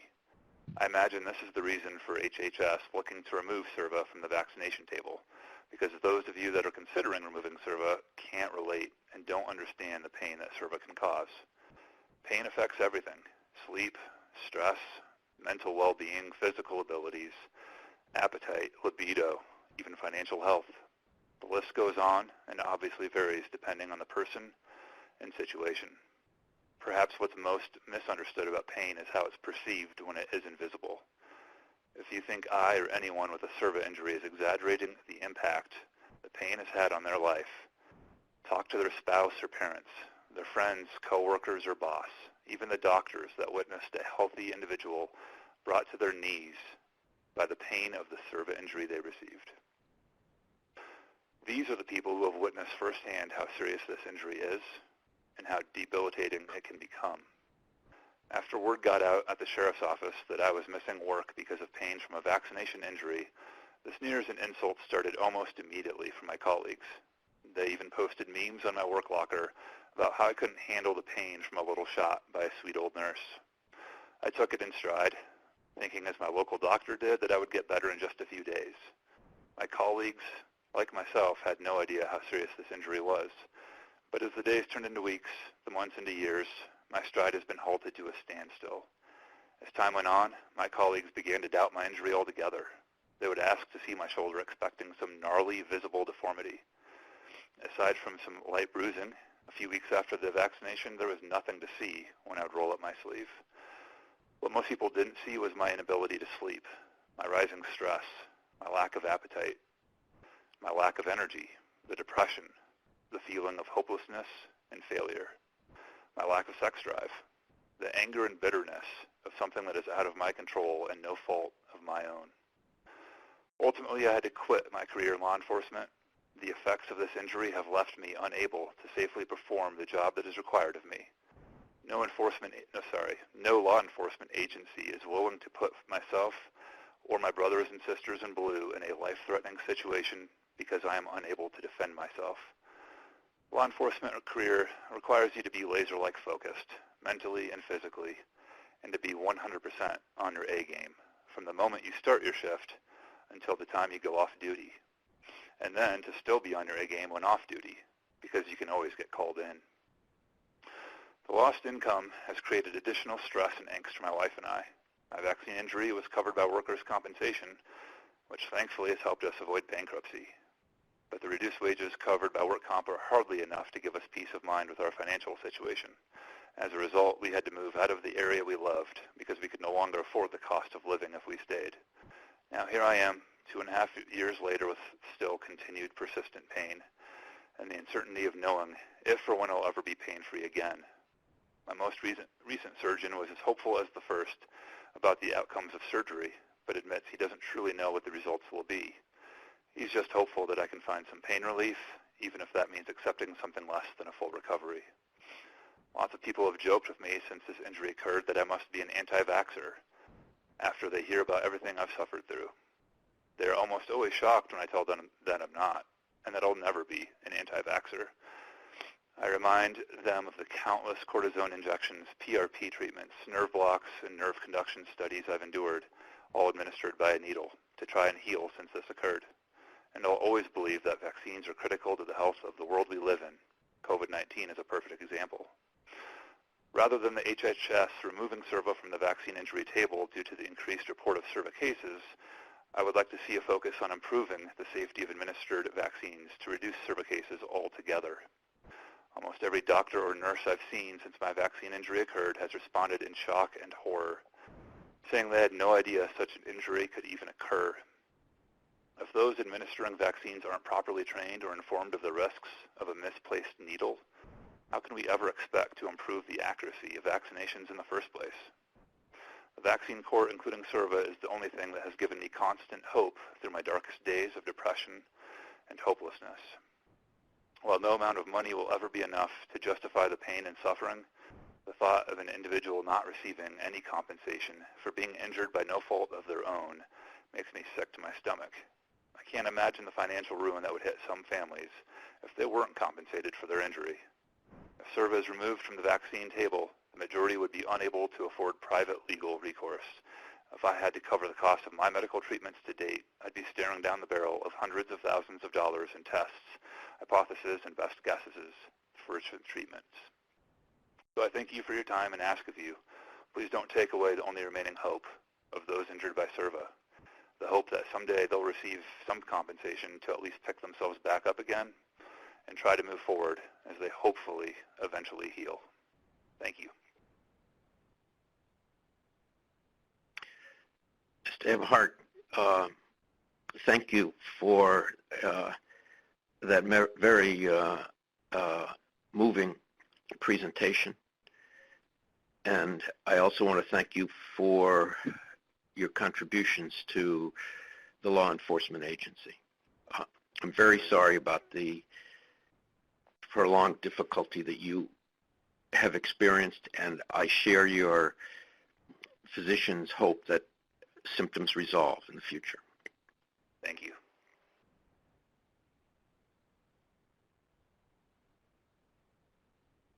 So,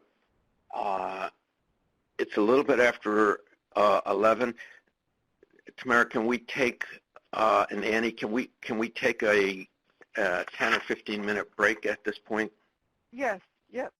Sure we can, Cody. Okay, why don't we come back in let's try to make it 10 minutes if we can. And you want to say like 11:25, and so how about 11:25? Right? Yes, why don't we say that's good. And I know that differs for people in different parts of the country, but 11:25 Eastern Time. Yes. And we'll begin with Miss Mindy Lawson if she's available. Okay. Okay, sounds good.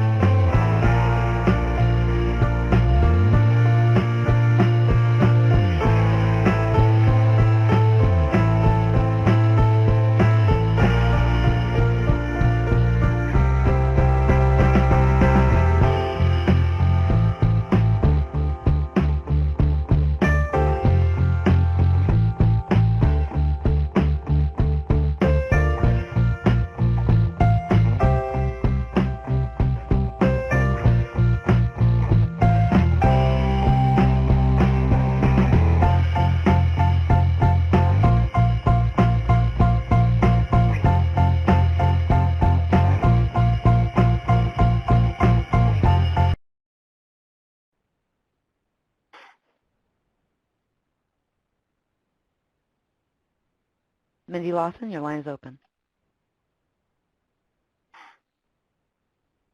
Thank you for allowing me to speak today. Can you hear me? Yes, we can hear you. Okay, thank you. I would first like to start by giving you a little background about myself. I am 39 years old and I have been a nurse since 2009. I have worked in several different settings, including cardiac ICU, endocrinology, and my current position is a clinical coordinator on a medical surgical floor. On September 1st, 2016, my cervical injury occurred from a flu shot. I was working in an interventional radiology office where I had been employed for 2 years. The injury occurred at work. The shot was given to me by my coworker, another nurse. Every flu season, for at least as long as I had worked there, the office would order flu vaccines for the employees, and the nurses would be responsible for administering them. I have had a flu vaccine every year since becoming a nurse, so I didn't think anything of getting one that day. I went to my coworker, pulled up my sleeve, turned my head away so she didn't see me grimace, since sometimes it can sting, and I got the shot. Within an hour, I could hardly lift my arm, and when I went to look at the injection site, I noticed it was on the top of my shoulder, which is in the wrong place. This vaccine injury has had a huge impact on me physically, emotionally, and financially. The pain was horrible. I spent many months in the bathroom crying when I had to change in and out of my scrubs at work. I was having trouble sleeping. Workers' comp ended up denying my injury claim, so when I was still having shoulder pain after 5 months, I questioned my boss about my medical care. I was told they were sorry I had had a bad reaction to the shot, and the next week I was fired. Since September 1st, 2016, I have had 5 rounds of physical therapy, over 5 steroid injections, and 3 surgeries on my shoulder, the most recent being last November. I've spent thousands of dollars out of pocket on treatment and have had to take time off work with each surgery. With my second surgery, I was out of work for 3 months. I was fired from my job, which is something that will follow me for the rest of my nursing career. My shoulder is definitely better now than it was after the shot, but it always aches, with some days worse than others. Being a bedside nurse in direct patient care can be a very physically demanding job, which did not go well with my shoulder injury. Fortunately, I have been able to move into a position that allows me to spend some time away from the bedside and is not as physically demanding. I still have trouble sleeping at night. The pain and constant ache is something that I'm going to have to live with for the rest of my life and is a constant reminder of what I've been through. Between losing my job, paying for COBRA coverage, and medical bills, I had started to deplete the little savings I had. With the talk of surgery, I knew I would not be able to afford the long road ahead. Before I knew about CERVA, I spoke with many lawyers about taking my case against my former employer and the nurse who did the injection. Many lawyers told me that if there was no loss of life or limb, they would not take my case. One group of lawyers told me they wouldn't take my case because they handled cases for the doctors at the office I had worked at. I finally found a lawyer out of town that agreed to take my case. After working with this lawyer for several months, I was introduced to CERVA. After researching CERVA, I decided that was the best option for me. CERVA allows me a chance to be compensated for my injury without suing my former employer, who has strong ties to the medical community that I live and work in. I won't have to fear being blacklisted from jobs or to be known as the nurse that sued another nurse. I'm a strong believer in vaccines, and like I said earlier, I've had the flu vaccine every year since becoming a nurse. I've seen firsthand just how bad the flu can be. If CERVA wasn't an option for the injured, how many would do like I originally did and go after the provider of the injection? That is, if they could even afford it or find someone to represent them. My former employer knew I had hired an attorney. They knew I intended to go after them. The next flu season after my injury, they did not provide the flu vaccines to their employees. They had an outside vendor provide them.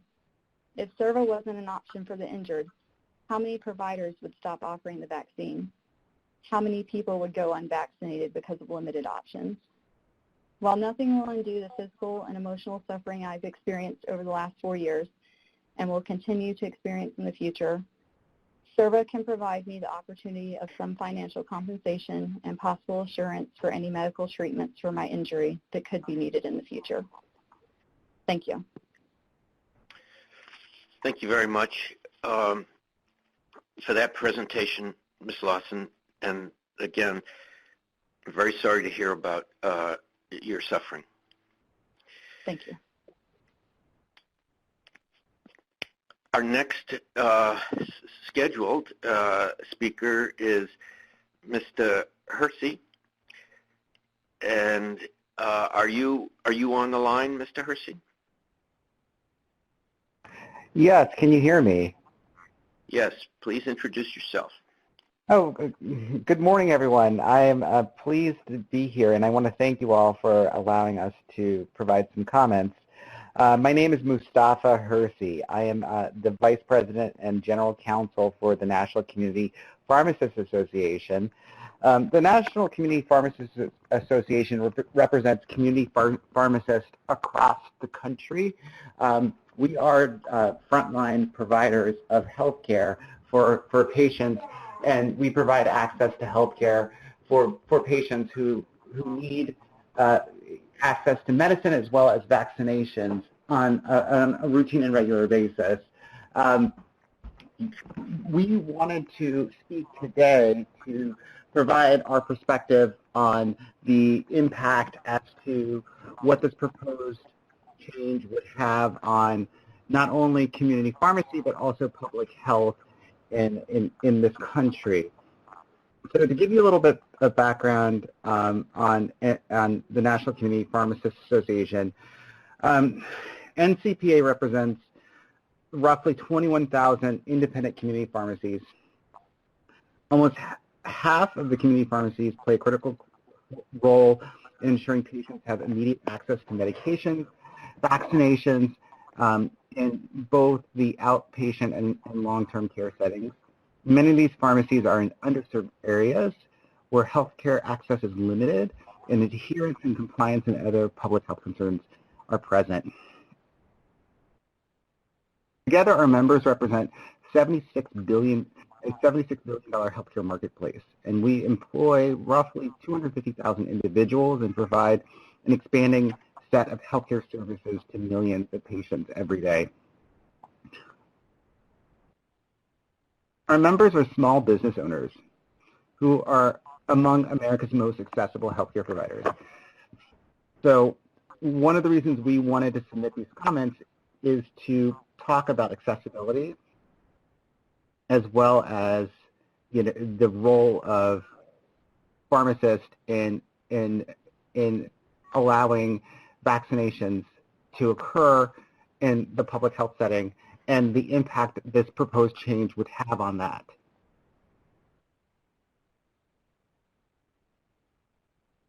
Pharmacists have been training in the administration and education of vaccines since 1996, as you all are probably aware. Today pharmacists can administer vaccines in all 50 states and are able to give most available vaccines. In fact, the majority of patients chose to get vaccinated at pharmacies due to convenience, which is a really critical and true point that we need to keep in mind. And the reason why I'm kind of focusing on access and the public health component is because the proposed regulation is going to turn this on its side and prevent vaccinations that save millions of lives in one of the world's most cost-effective and successful measures that could, in fact, end up hurting public health. So the big takeaway and the concern that community pharmacy has regarding this proposed rule change is that this would open up community pharmacies to tort liability in a way that would not only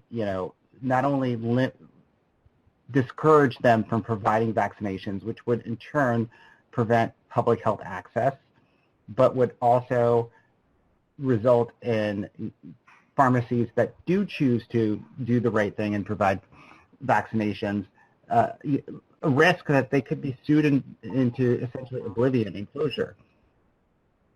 So that is a really unfair and really unjust choice that we're putting on these public health providers, particularly when there is a system in place where we can efficiently and effectively resolve these claims without disrupting access to public health. And I think what's worse is that, as we've heard today, that the outcomes for patients may actually be worse in the court world compared to actually pursuing claims through this program. And I think that's something to keep in mind, because it essentially is a lose-lose. We would be losing access to public health because pharmacists would be discouraged from providing vaccinations, and which are a critical aspect of public health. Patients would also suffer. Patients who are injured would also suffer because they would struggle to be able to get a result through the machinations of tort litigation. So there is no win here to be found. And we appreciate the opportunity to give this preliminary comment. We hope that there would be an opportunity for public comment, and that the agency will go through the proper process of the Administrative Procedure Act to allow us to comment and develop a record as you're going through this program and deciding what you want to do. And I'm happy to accept any questions via email. Thank you. Thank you, Mr. Hersey, for your comments, and let me know that I think everyone appreciates the effort that the Pharmaceutical Association is making to encourage uptake of recommended vaccines. So that's a very important part of vaccine dissemination. And so I want to recognize all of your efforts and the pharmacists around the country. Thank you. So, are there any other public comments, either Tamara, that you know about, or the operator? Are there people on the line? So, Amy, just let me. We didn't get any further specific requests for public comment, correct? Correct. Yep. So now we'll open it up to public comments, but we want to limit it to like 5 minutes each, just for the sake of time here. Okay. So operator, you can open it up to see if others have public comment. Thank you. If you would like to make a comment, please press star 1, and please record your name when prompted. Again, if you do have a comment, please press star 1.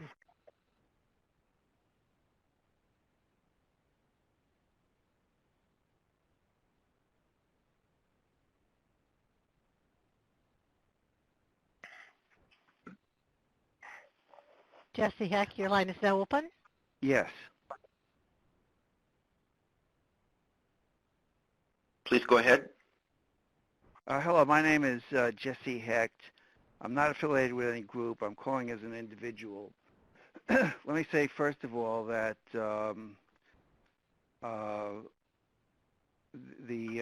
those who called in who suffer from SERVA, I certainly would not begin to minimize their suffering, which is something we can all sympathize with. But the question is, who is responsible for compensating them? And I believe that it's the obligation of the committee, as well as HHS, to examine the law and see what is permissible within the scope of the law. And I believe that the present inclusion of SERVA and vasovagal syncope on the injury table is contrary to the text of the Vaccine Act on its face, and also to the purpose of the statute, as that purpose was declared by congressional report at the time of the passage of the law, and as that purpose has been recognized by Supreme Court decision. To begin with the text of the law, and very basically, even to a layman, the vaccine is defined by the Merriam-Webster's Collegiate Dictionary as, quote, a preparation of killed microorganisms, living attenuated organisms, etc., that is administered to produce or artificially increase immunity to a particular disease. Vaccinate, of course, is to administer a vaccine, usually by injection, and vaccination is the act of vaccinating. The relevant portion of the statute speak of vaccine, not of vaccinating or vaccination. The definition of vaccine-related injury or death is an illness, injury, condition, or death associated with one or more of the vaccines set forth in the vaccine injury table. Again, injuries caused by the vaccine, the chemical preparation which is injected, not the vaccination, is what the definition of vaccine-related injury on its face addresses. With respect to the vaccine injury table, the original vaccine table refers to injuries, disabilities, conditions, and deaths resulting from the administration of such vaccines, but such vaccines that were listed, all the injuries listed resulted from the antigens of the listed vaccines, not from their administration. And the revision of the Act in 1993 to revise the table to include additional vaccines recommended by the Centers for Disease Control and the injuries, disabilities, conditions, and deaths associated with such vaccines, again on its face referring to injuries associated with the vaccines themselves, not those caused by the vaccine's negligent administration. In other words, by the actions of those who administered the vaccines. Now, one can similarly look at the purposes of the law set forth prior to the passage of the law in House Report number 99-908 of 1986.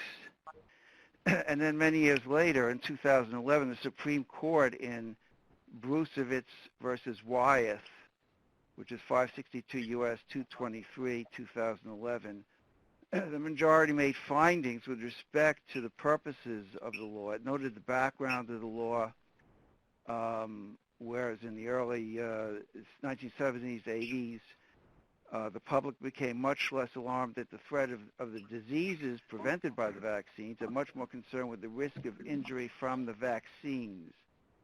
It noted in particular the DTP injection, and which was blamed for children's disabilities and developmental delays. You have 1 minute remaining on your time. Okay. Well, you can examine those reports, that case itself. It's not consistent with the purpose, which was basically to stabilize the vaccine market as well as to facilitate compensation of those who had been injured by the vaccines. It was not the intention of Congress that the strict liability system of the Act cover injuries caused by the malpractice of individual physicians and other health care professionals. And the claims of such people, the genuine claims, are left to the the tort litigation system. Again, I think that you do have to take some account of the law. Perhaps the law should be changed, the legislation. But to insert these additional coverages by means of regulation is really not proper, and I believe that's what HHS is trying to correct. Okay. Thank you. I'm sorry to interrupt you, but your 5 minutes is up. Thank you very much for your comment. Our Operator, next comment yes. comes from Michael Milmo. Your line is now open. Thank you. I just wanted to quickly respond on two quick things.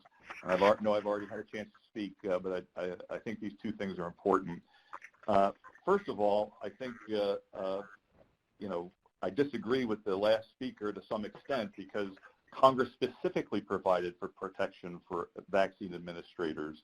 The Act in 17 places in the Act itself talk about protections for vaccine administrators. And nothing could be more clear than that, and HHS knows that.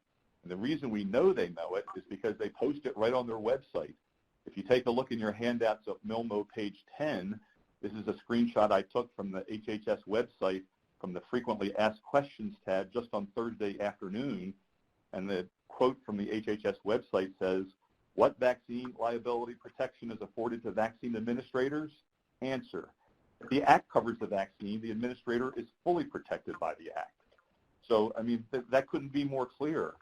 And then in that same paragraph on MILMO page 10, which is a screenshot from the HHS website, it talks about the fact that Congress anticipated that there might be negligence on the portion of the administrator. And they provided for that. They provided that through the subrogation clause. Mr. Hunt never addresses that in his letter. That's sort of the big elephant in the room, is that Congress never intended for a little John Q. Public who got a shot at the Walmart or the Costco to have to sue the behemoth Costco or Walmart. They anticipated that HHS would do that. They never wanted you to sue your own doctor. I get that question all the time. Does this mean I'm going to have to sue my doctor? I love my doctor. I've known him for 20 years. And the answer is no. That's why this act was created, so that administrators were held harmless, and that if there was a negligence involved, HHS would go after the negligent party. And the second point I was just going to make is a very practical point. I know a lot of people are worried. I know Mr. Hunt mentions this in his letter, sort of implies this, that the processing of all these survey cases is going to slow down the children's cases in the program. And that's just not true. HHS has announced at many public forums, at these commission meetings and at the judicial conferences and elsewhere, that the children's cases are placed first in line. They are processed first.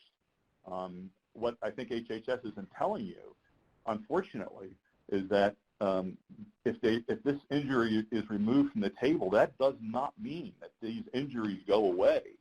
They're going to be pursued as causation and fact cases. They're no longer going to be eligible for processing in the court's special processing unit. They set up a whole unit just to process these things quickly and efficiently. And I'm afraid that the children's cases will get bogged down dramatically as the survey cases bog down. I think the average children's case now is resolved in about 3 years. I think you can triple that. If you care about children, and I know the pediatricians and the parents on this group care about children more than anybody, you have to vote. Mr. Milmo, I'm going to thank you for your comments. And operator, are there any further comments that people wish to make?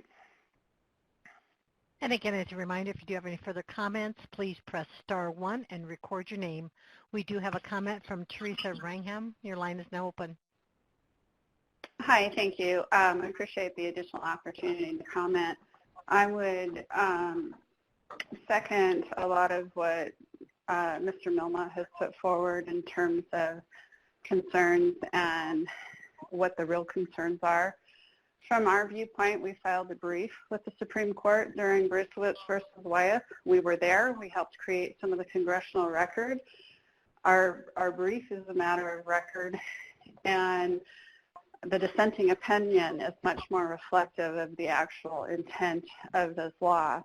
With regard to this particular process this morning, where is DHHS in their presentation of evidence to make a change to the vaccine injury table?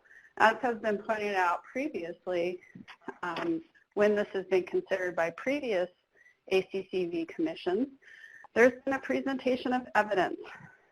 We don't have that today. I think we're quite familiar. You've already stated what you're saying. If there's something new, we would like to hear it. I would just like to say that I would like to see a presentation of evidence, and not only that, what I'd like to also say is it's great that this morning you've entertained 17 people who have given opinions, some of them physicians this morning who state there is evidence to indicate that the vaccine itself is causing injury, that this isn't an administration error.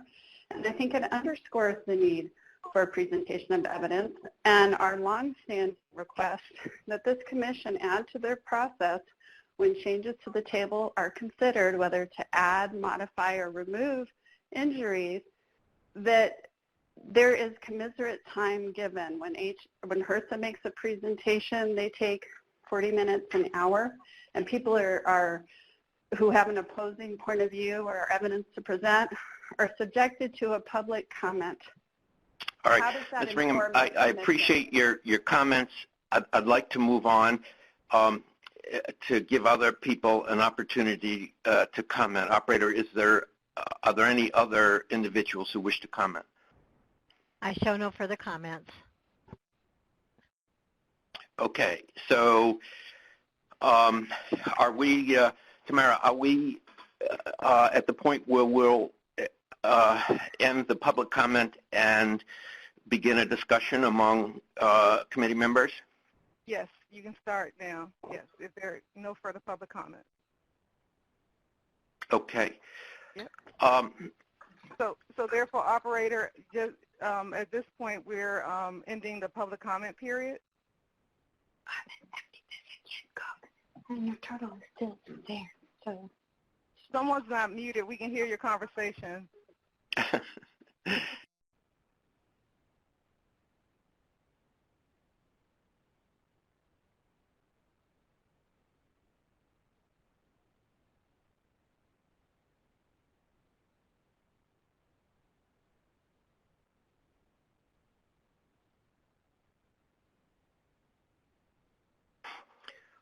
Okay, so what I would like to do at this point is to go around to each of the... So Cody, this is Tamara. So did John ever join back? Yeah, I'm here. Oh, okay. Just want to make sure. So Cody, I guess one of the things that we need to make sure of with this next phase is that for activities that the ACCV wants to pursue, you need to take a motion, then a second motion for the different, before you move on to actually whatever the next phase is. So if it's a matter of, at this point, does the ACCV want to vote on it, then someone has to make that motion and someone seconds it. So just so that we're following the Robert's Rules of Order, okay? Thank you. Okay. So let me ask then, would someone like to make a motion? Well, I think we need to discuss it before we vote about it. Yep. Yes, I think Tamara's point was that we will have a discussion, John, after a motion is put in place. Is that correct? So like your motion at this point could be the motion that you want to have to discuss it. But whatever the next action is, it's like you all have to agree upon whatever that action is. Well, then I'd like to make a motion to discuss the MPRM. Okay. This is Barbara Pote. I second that. Okay. And then Cody, it's like, those in favor, opposed, and you all recognizing we're on the phone, you need to call out and say, Karen, if you're in favor, so we need to know who's voting. Okay. Have a discussion. All right. So, Barbara Hood, are you on? And how do you vote? I just second the motion, so I approve that we discuss it. Yes. Okay. And John, you made the motion, so I'm sure you approve it. Yes. And Karen? Yes, I approve that. And I do also. Okay. Does anyone else vote, Tamara? No, that's it. That's the four Yep. of you all. Okay. John, since you made the proposal, would you like to lead off? Sure, I would love to. I'd like to begin by noting that we've come a long way since March 6th. We were originally delivered this MPRM in February. It was privileged. It was confidential. We weren't supposed to discuss it. It was not on the agenda for our March 6th meeting. And halfway through that meeting, it was brought up, in spite of the fact it was not on the agenda.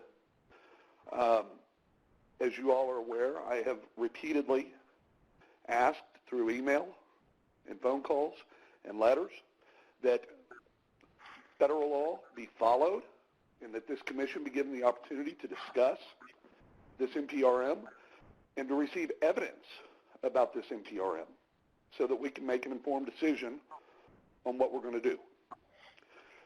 Since that time, this meeting was set up, and we were told that HHS was going to be here today. In fact, each speaker today was given 10 minutes, but HHS was given 30 minutes at the outset of this meeting to join us and talk to us about this NPRM, something they've yet to do since it was delivered to us in February. The silence this morning when HHS's opportunity to speak arrived was deafening. Nobody from HHS is here today to talk to us about this NPRM. How important is this NPRM to HHS? Is it so important that they can spend a few minutes of their time talking to us about it? Clearly not, because they weren't here. We've received no evidence whatsoever to evaluate this NPRM from HHS. We have guiding principles, and those guiding principles are clear. They are to be followed. It says that we as a commission shall follow these guiding principles when evaluating whether or not a change to this table is supposed to be made. And what those guiding principles tell us is that the table should be scientifically and medically credible, and that where there is credible scientific and medical evidence to support or reject a proposed change, that the change should, whenever possible, be made to benefit the petitioner.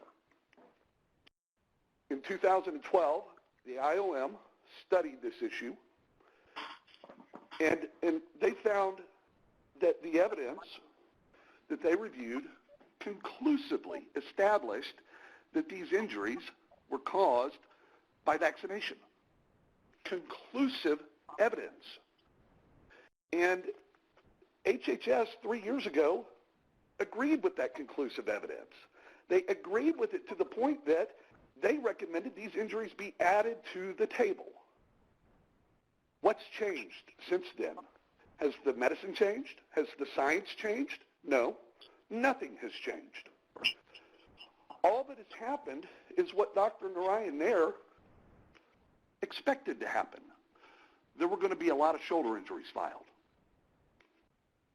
But quantity of claims is not to be given consideration based on the guiding principles. There's nothing in the guiding principles that says just because there's a lot of work means that an injury should be removed from the table. That's not what the guiding principles say.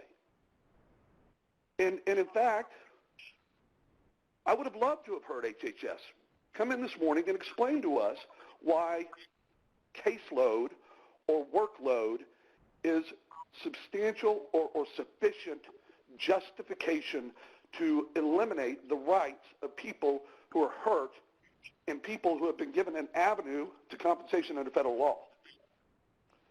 We didn't hear it. I don't, this is not a medical issue, guys. And this commission is made up of people from different walks of life for a reason.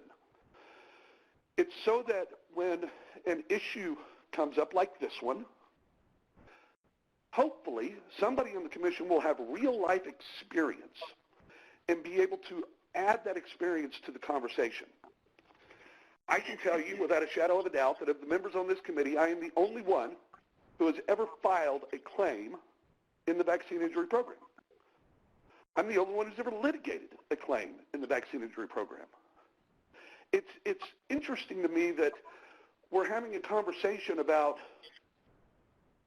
what is the effect of removing these injuries from the table, and we're not asking the lawyer who handles these claims on a daily basis what the effect is. If this was a question about medicine, Dr. Fahoud, Dr. Meisner, I would be the first one calling you and saying, explain it to me. This is what you do for a living. You've built your life around it. You know this stuff backwards and forwards. Explain it to me. Help me understand the impact of the decision I will be making. I encourage you both to ask me questions and let me give you some insight as to what I think will happen, because this is what I do for a living. This is what I've done for a decade representing people in this program. We have a system set up in this program to handle shoulder injury claims, syncope claims, simple claims, the table claims. It's called the Special Processing Unit. That program was created to try to add efficiency to the handling of these claims. If you take these claims off the table, then these claims come out of that efficient program, and they're going to clog all of the courts where the other cases are pending. It's just how it works. That's what's going to happen. And that's not what we need right now. What we need is an efficient way to handle claims. I could go on and on. I'll defer further comment to, talking with people who respond to what other people may have to say. But I would tell you that this NPRM is a bad idea. It's been bad from day one. It was bad when it wasn't on the agenda, but yet they tried to tell us we could talk about it. It was bad when they only gave us 90 days, the absolute least amount of time that they could give us. It was bad when they dropped all of this in the middle of the coronavirus. I mean, to think that Secretary Azar and his staff did not know in February, late February, what was coming down the pipes, it was astonishing to think that. It was bad that I had to throw a walleye fit just to get this meeting set up, just to get this commission to be allowed to do what federal law and the bylaws of this commission say we're supposed to do. It's all bad. And it was really bad when HHS didn't even bother to show up this morning. I appreciate y'all's time. Thank you. Thank you. John, we can feel your emotion. Barbara, would you like to make some comments? Yes, I think I'm still, as you know, one of the newest members, so I understand all the heated debate and all the passionate debates, but I still want to understand what our role is here, because I am going to speak not as a doctor, but as a regular human being.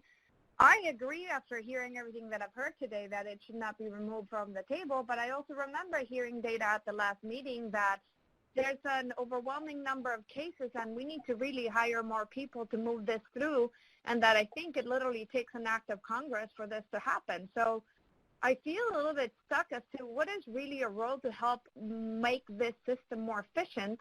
How much power do we really have to be able to do this? Because my Christmas wish list, as I tell people, is if I really got whatever I wanted, I would say it seems like from what I've heard today and from the data that we have been presented, the injury is not related to just the needle. It's related to the product itself, because there are other products that are injected that don't cause the severity of illness. It is still a very rare problem, which is good, but when it does happen, it does seem to fall under the compensation program, and I imagine, although I don't have this information, that's why it was included to begin with.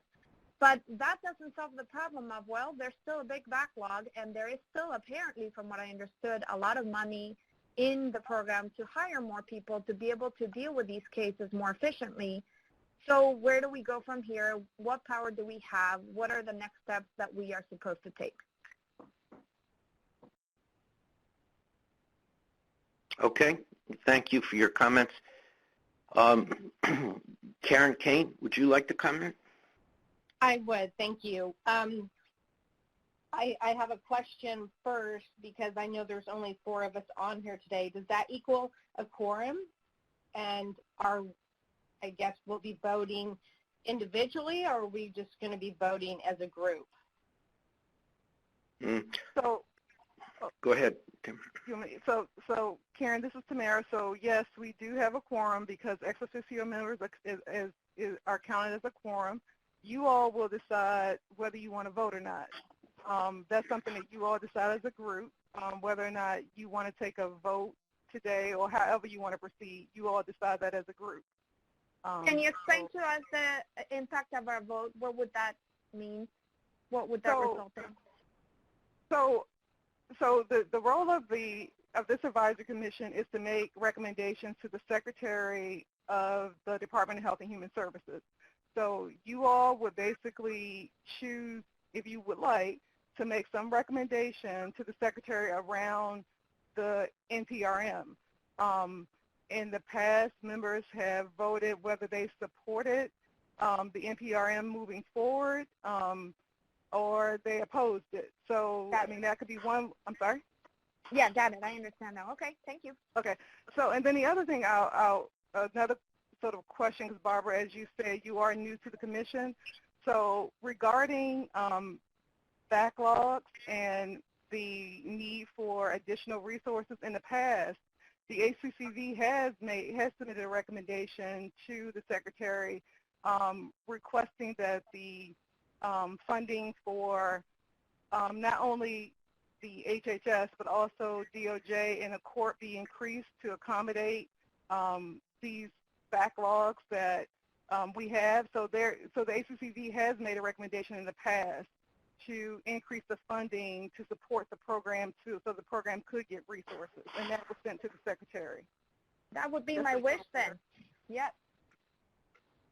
But then let me just, so that was a recommendation to the Secretary, but ultimately Congress has to be the one that appropriates the additional funding from the trust fund. So, you know, everyone knows that there is like over $4 billion in the Vaccine Injury Compensation Trust Fund. But still, Congress has to appropriate dollars from that, and basically they have to approve the money can come out of the trust fund to pay the administrative and claim expenses for the vaccine program. So does that help you? Does that answer? Yeah, so the best we can do is make a recommendation, but that doesn't mean, of course, we control what Congress does. No, I understand, but that clarifies my question significantly. Okay. Thank you. Okay, you're welcome. Oh, okay, so I have a couple statements. I am also highly concerned about the way this was introduced, the lack of information, the lack of evidence, the lack of actual discussing evidence is what I thought when I agreed to be on this board would be about. You know, I feel like as a parent of a vaccine-injured child, I came on this board and I'm dedicated. You know, everything about being a commissioner, you know, my personal assets were looked at, they're still looked at, and I've made a commitment to be here, and I've researched and read numerous documents. And so for HHS not to be here today to be sharing evidence why this should be taken off the table is concerning. This experience since in the very beginning when I got this information, you know, I called and asked, how do I research this?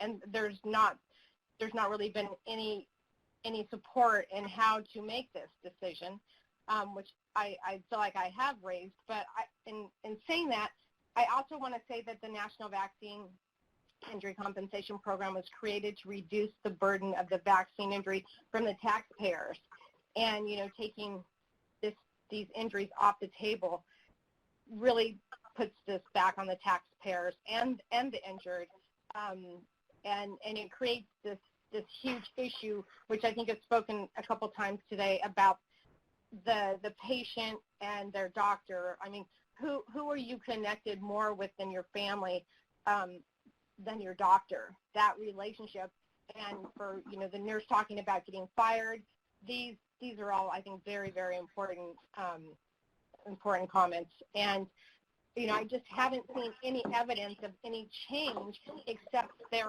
are a lot of injuries, which of course as a parent of a vaccine injured child, it looks very much like that this program wants to not have any injured.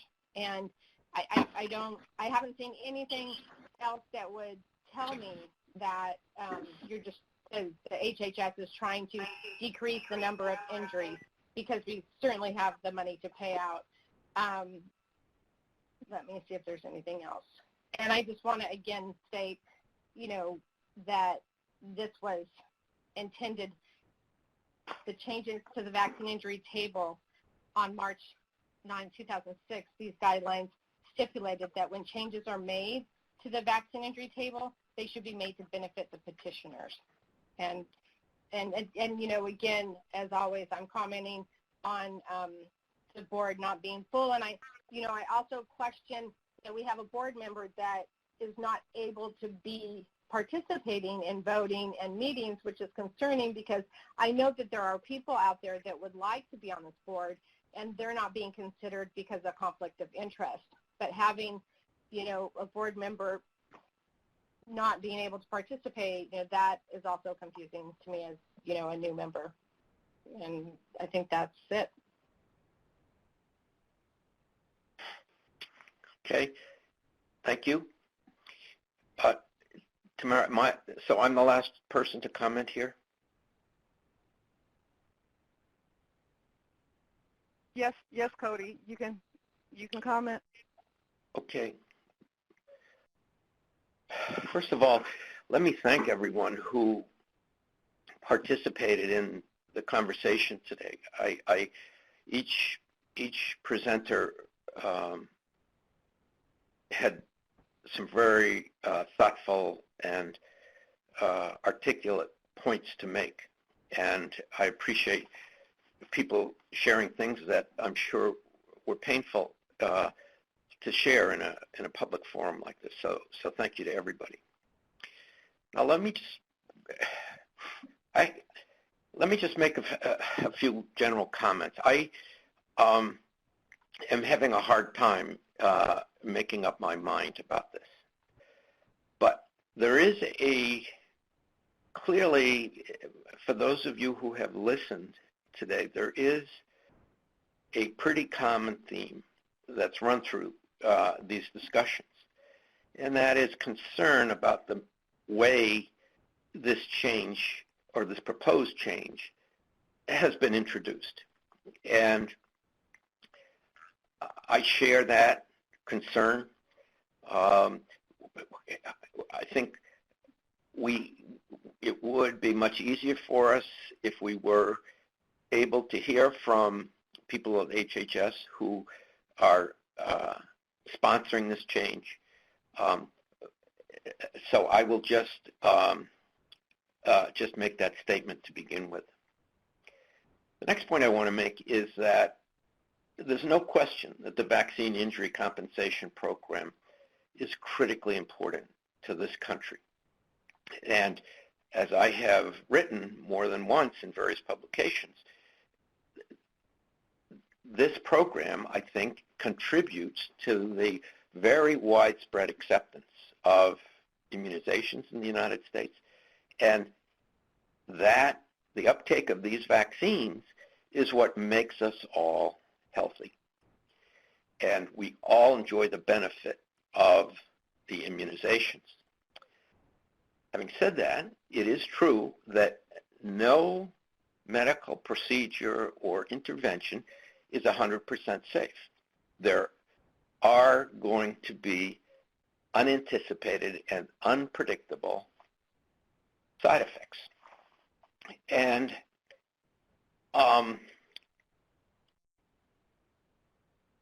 the important factor, and I'm not speaking for HHS, I'm talking personally. I have no idea what HHS said. John, you said that we weren't supposed to discuss this and I brought it up. Well, I was given permission just before the phone call to bring it up. Okay, so you acted like I was participating in some kind of cover-up. That is not the case. It's not true. And I think the important point that needs to be made is that while the program is critically important, it's also important to keep claims to an appropriate level. That is, are there issues that are being classified as CERVA that really may be something else and are not related to a vaccine injury. And I say that because I've received hundreds of letters, emails, and snail mail from individuals who are describing their experience. Some are consistent with what we understand as CERVA, and others are not. And so the concern I have is that awards may be made under the category of CERVA that are not, in fact, in that category. I think, and so that's part of the message that I would like to send to HHS. I think people have said that it will change vaccine uptake if we remove CERVA. Well, other people have said that leaving CERVA on the vaccine injury table is harmful to uptake of vaccines because the anti-vaxxers are saying, look at all the money that's paid out because of an injury from a vaccine. And I think many people are using that as an excuse not to vaccinate. So I think it's important to understand that the truth is elusive here. We don't know the truth. The best approach may lie somewhere in between leaving it on and taking these two items off. And I'll get back to that in just a minute. I am not familiar as to why CERVA and syncope were added to the table in 2017. It's been noted that the Institute of Medicine said unequivocally, I don't believe that's true. And if you look at the data on which the recommendation was made, it's not entirely clear. So I'm not satisfied that the decision to add it initially was justified. Now, so my sense is that this should not be removed from the vaccine injury table now, these two items. But I think it's important to gain additional understanding of what CERVA is. And this has been said several times, I think, during the very nice presentations this morning. We need to have a better understanding of what's going on. Why does this happen? Is it the content? It usually is associated with an injection of an influenza vaccine and a pertussis-containing or tetanus-containing vaccine, and the argument is that a patient has to be primed in advance, and then when the vaccine is administered improperly, it elicits a very brisk inflammatory response. I think we need to know a little bit more about this, and I think we have to have a better understanding of what is CERVA and what it is not.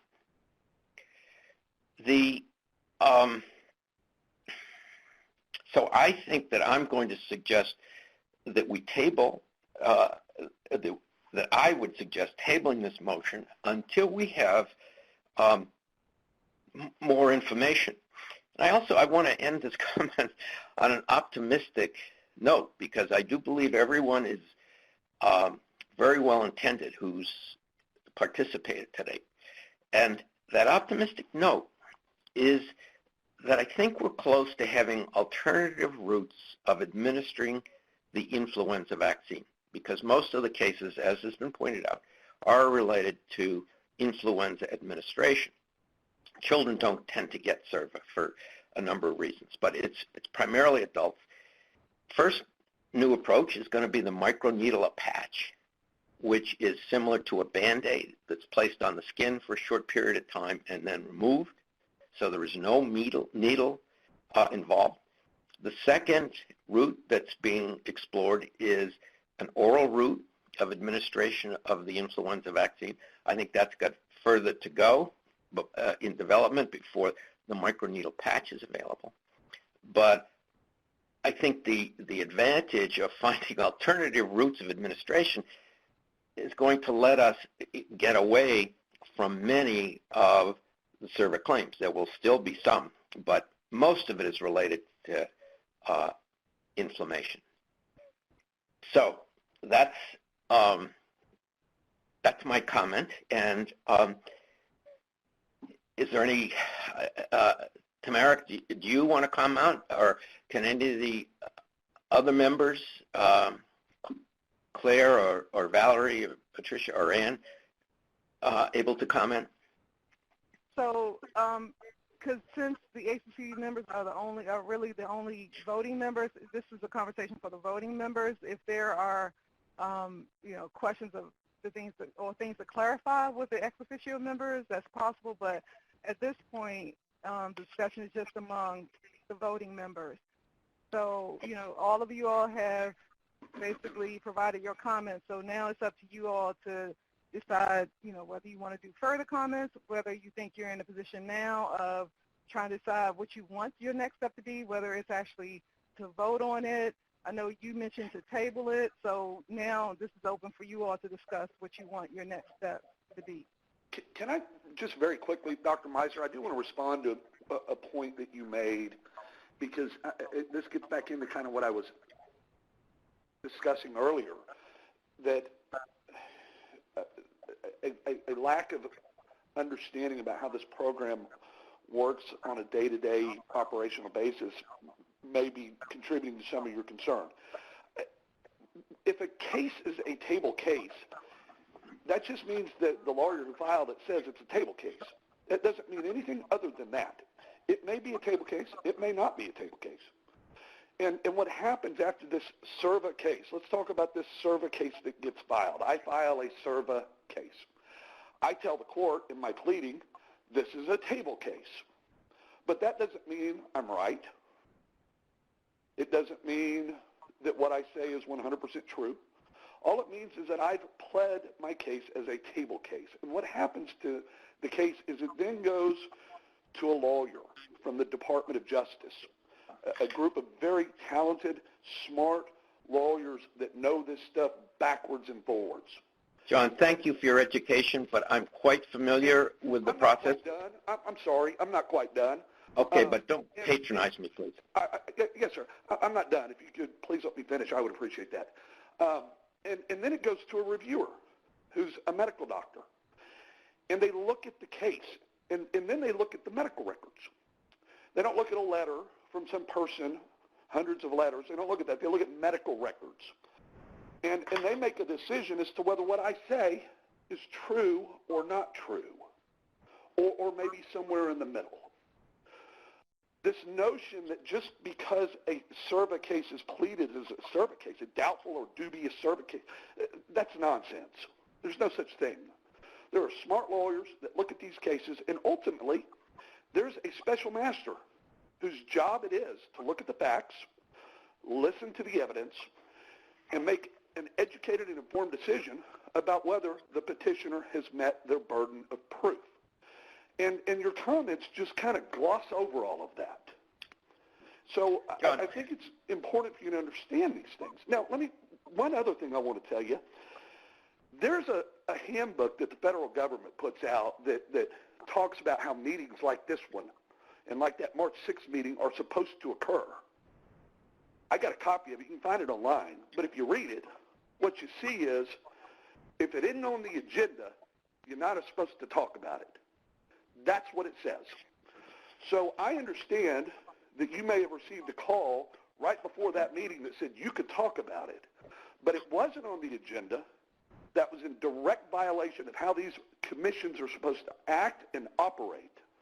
And whether or not you knew that, if they didn't tell you that, shame on them. Okay. John, let me respond. First of all, you keep targeting me. And I began my comments, if you remember, by saying there is concern about the method that was used to bring this to the attention. I'm looking at it now. It's in red ink. I was concerned about the method that HHS took. So I'm well aware of that. But let me also say, what you stated, it does not reflect the facts. The facts are that 70% of the claims that are made by by HHS is made not because they agree that the vaccine caused the injury, but because they reach an agreement between the lawyers for HHS and the lawyers for the party that's been that has alleged a claim. So it is absolutely not true what you just said.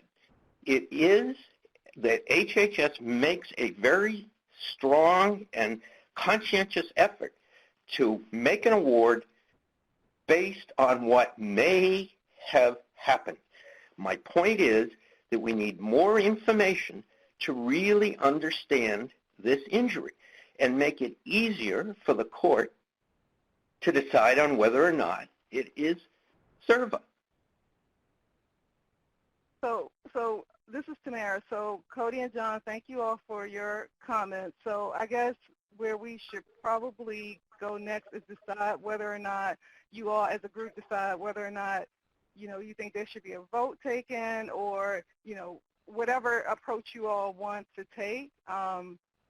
But that there, be a motion for the next step, whatever that may be.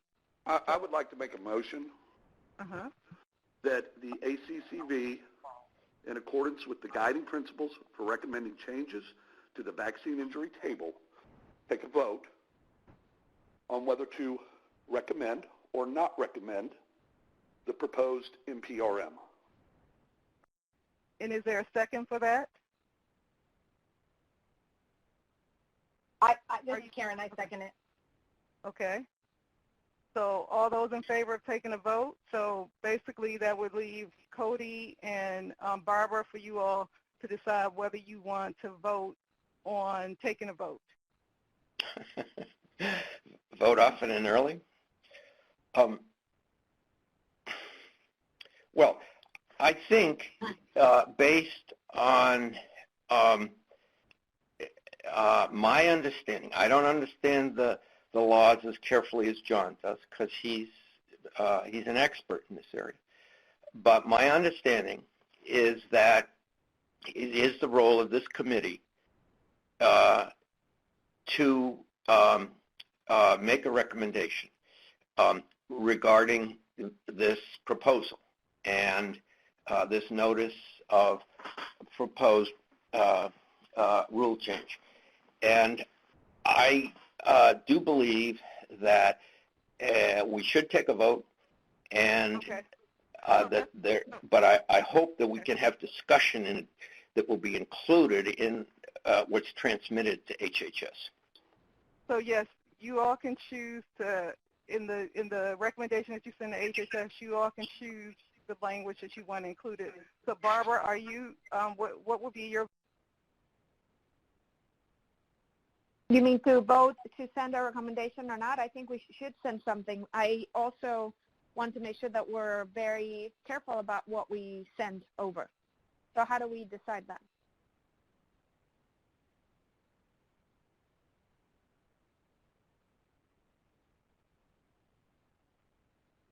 And I can't hear anybody anymore. Yeah, I think that we make a vote. If we are at a position where we would like more sorry, information. hey, John, I'm sorry. I was talking. I didn't realize I was muted. Oh, I'm sorry. No, that's okay. So I was saying, I didn't know if you were waiting on somebody else to talk. No, I'm sorry. I didn't realize. I don't know. I accidentally hit mute or something. So, yes, I was saying that basically it's up to. It seems like everyone has agreed that you want to take a vote. Now it's up to you all, since you've agreed to actually, you can take a vote now, and then ultimately too, you can decide as what that vote will be, and then So we can do, so generally how this occurs is you're voting about a particular issue. Then we could have discussion about if you want additional language in it, what that additional language would be.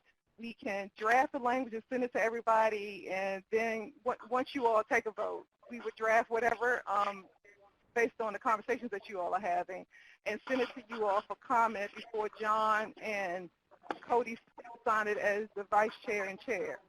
So that's how it will work. Does that answer your question, Barbara? Yes, and also I want to say I've had a lot of problems with this Adobe Connect. It keeps disconnecting me, and I can't quite read the transcript because I have to reconnect again and again. So I don't know when to say this otherwise, but maybe, I don't know if there's a solution to this for next time, but I had a hard time following the slides and following the transcript in real time. Okay, well, we apologize for that. Yeah, and so we can check into some other source for the meeting in the future. But yeah, this is sort of the government recommended product, but we can check on that in the future. So now it's up to you. Okay, so now it's up to you all you agree that you want to vote is to vote and determine kind of what you're voting on. Are you voting on the NPRM as a whole? What are you voting on? So yes. Well, Tamara, as I look at the, these are the Department of HHS, I guess these are the rules and regulations, but it lists 3 options on page 11. And it says ACC, so for each proposed change by the Secretary, the ACC will vote or voted for one of 3 options. 1, concurs with the proposed change to the table and would like the Secretary to move forward with or without comments. 2, ACCV does not concur with the proposed change to the table and would not like the Secretary to move forward. Or 3, the ACCV would like to defer a recommendation on the proposed changes to the table pending further review at ACCV meeting. So it seems to me those are the 3 options that we have. Is that not correct? Yes. Yeah, you can choose. Yep, you can take that approach. I have another question. Do we all need to be anonymous, or is it a majority?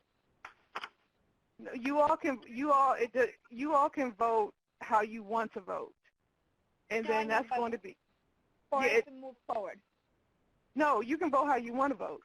It doesn't require a majority. If you all have a split vote, then that's fine. That could be sent to the Secretary that the recommendation is. I mean, the ACCV was split, and you can explain why from both sides in the recommendation. Or it could be, the vote is the vote. However you all choose to vote is the vote. Got it. Okay.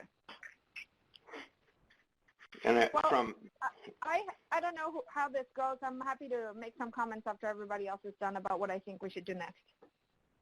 Go ahead, Barbara. Go ahead. Okay, well, it sounds to me like we have very strong opinions and we kind of say them differently, but we all kind of are saying, honestly, I think the same thing. Number 1, that we would like HHS to come and tell us a little bit more about how did this get into the vaccine injury to begin with, because apparently a lot of us have questions about that, the history, more understanding about that. Number 2, there's some articles that apparently are coming out soon that are going to shed some more light on SERVA. Number 3, I think I'm sorry if I'm not saying this correctly, but hopefully you understand the intent, that we're all concerned about making sure this remains an issue that is covered by the program, but that it's not abused. So I agree on that, and just like any other vaccine injury, it could be abused because there's always going to be people that try to abuse it, but trying to have the spirit of saying provide as much information as possible to prevent abuse from happening, but able to compensate people that truly had the injury. So I'm not sure the best way to go would be to say don't pass it. I feel like the middle way of tabling it might be better because that, I think, and I may be wrong, will allow us to hear more information on this, which is what I think we all want.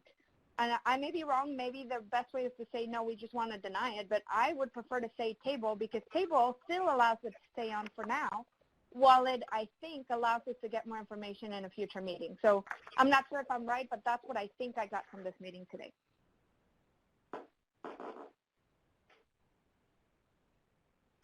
Yeah, my concern is if we say table it, the Secretary has given his 90-day deadline. The Secretary refused to extend it, as I understand it, and that's why we're having this meeting today as opposed to discussing this at our June meeting. And if we vote to table it for consideration at a later time, then the Secretary can go forth and prosper. And as opposed to saying we do not recommend it at this point in time, and then reconsidering it when it is brought back to us. Tamara, that's what I'm not. Oh, I'm sorry. So, John, does that mean if we say table it, you think it could still proceed even if we have our comments and they're saying we need more information? We don't. I'm asking. I don't know. I think at this point in time he can pursue it no matter what we vote. Yeah, if we vote no, he'll still go forward. But Tamara, let me ask you on number 3. We'd like to defer a recommendation to the pending further review at a future agency. Is that realistic? I mean, will we be able to get more information, or maybe you can't say? So, John, so Cody, I can't explain what would happen in the future. The purpose of this meeting is for you all to provide your. The purpose is for you all to hopefully provide a recommendation to the Secretary. I cannot say what will happen in the future. I'll just say that the NPRM still is being is open for consideration by the Secretary. So I can't say what will happen in the future. I cannot say to you at this point in time whether there will be further opportunities in the future. So then maybe, and again, please correct me if I'm wrong. I'm not trying to be pro, anti, or anything. I'm just trying to get us all on the same page because I really do think we are. Maybe what we need to say, and I will defer to smarter people than me on how to word this, is something along the lines of we as a committee do not agree that this needs to move forward at the moment because we don't have enough, we have not heard enough from HHS. We don't have enough evidence. At the moment, we seem to have some evidence to know that some of the cases that are coming through are truly related to the product itself, not the needle. And until we get further information, we should then leave it there until we get more information. So instead of saying table, we say no until we hear back from you all and we get evidence that convinces otherwise. I agree. I think that we should say no. I think that there has been time to give us any information.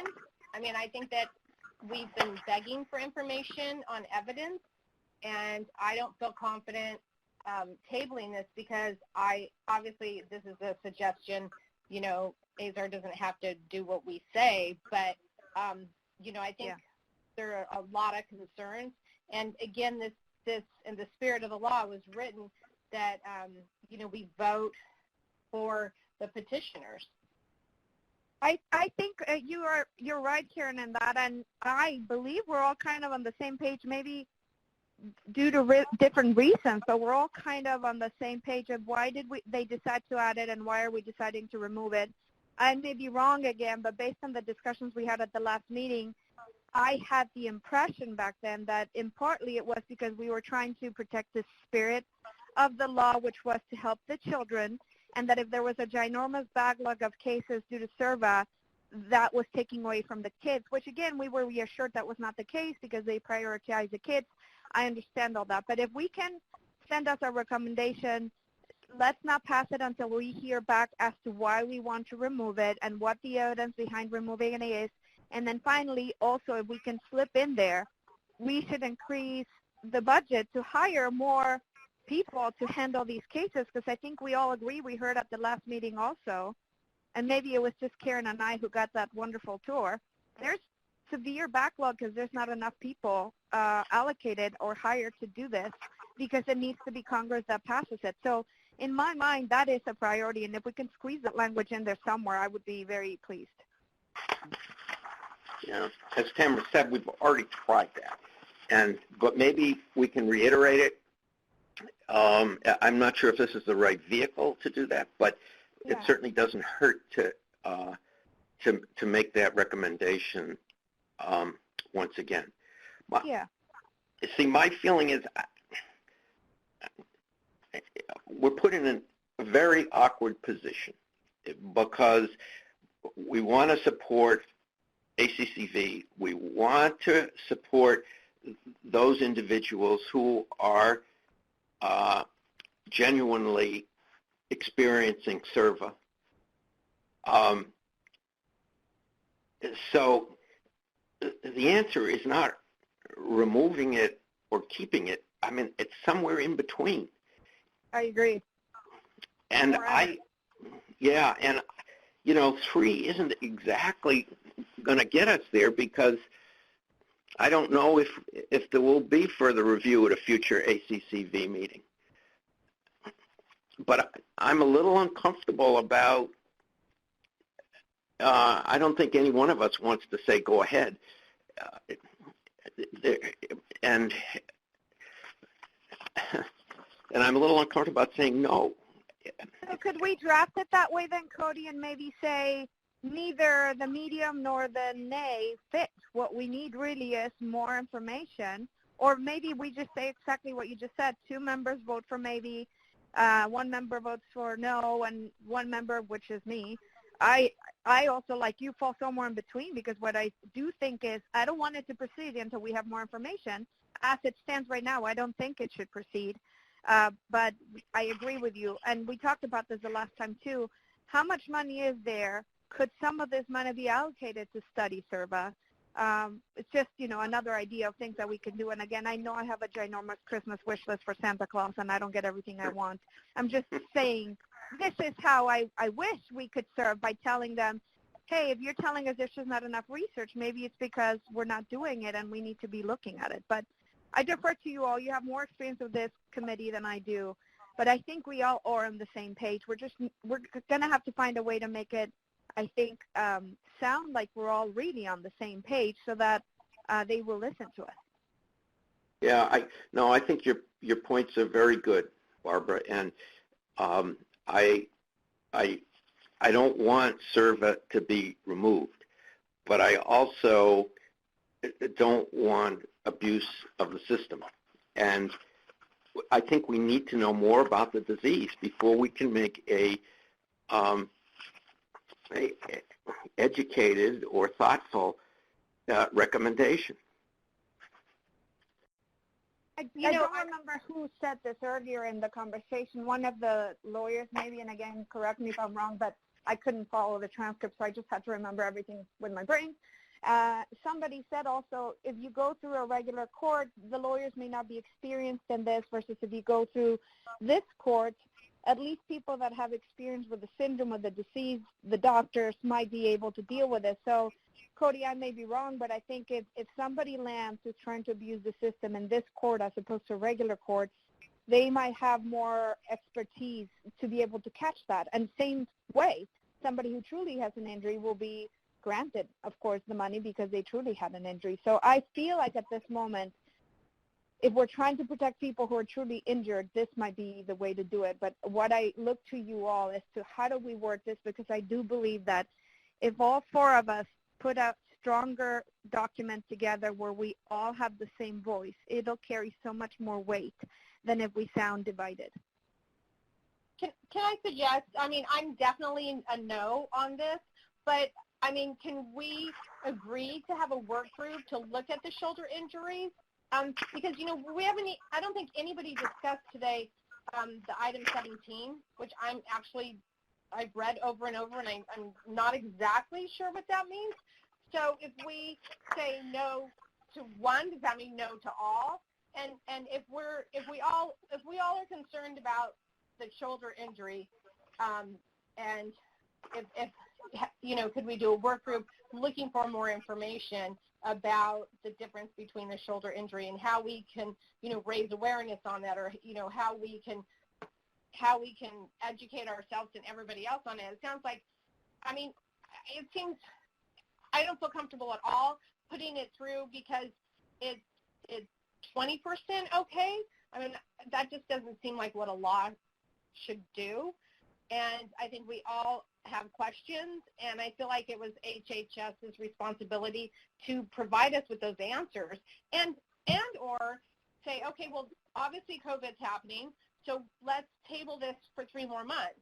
But I have been forced into a position with very little information from HHS and zero feedback, and you know, hearing Milmo's, you know, his experience, you know, how can we possibly make a vote? How can we possibly, you know, answer to something that we all feel uncomfortable about? Or, you know, I'm actually not questioned about it. I think that, especially coming from someone who's gone through vaccine injury, you know, every single person that testified today and or presented today, you know, their lives were greatly altered by this injury, you know, and, you know, is there something that we could suggest that people learn how to, you know, give vaccines appropriately? I mean, that's something maybe we could focus on, but I don't think it really fits into the way this law is written.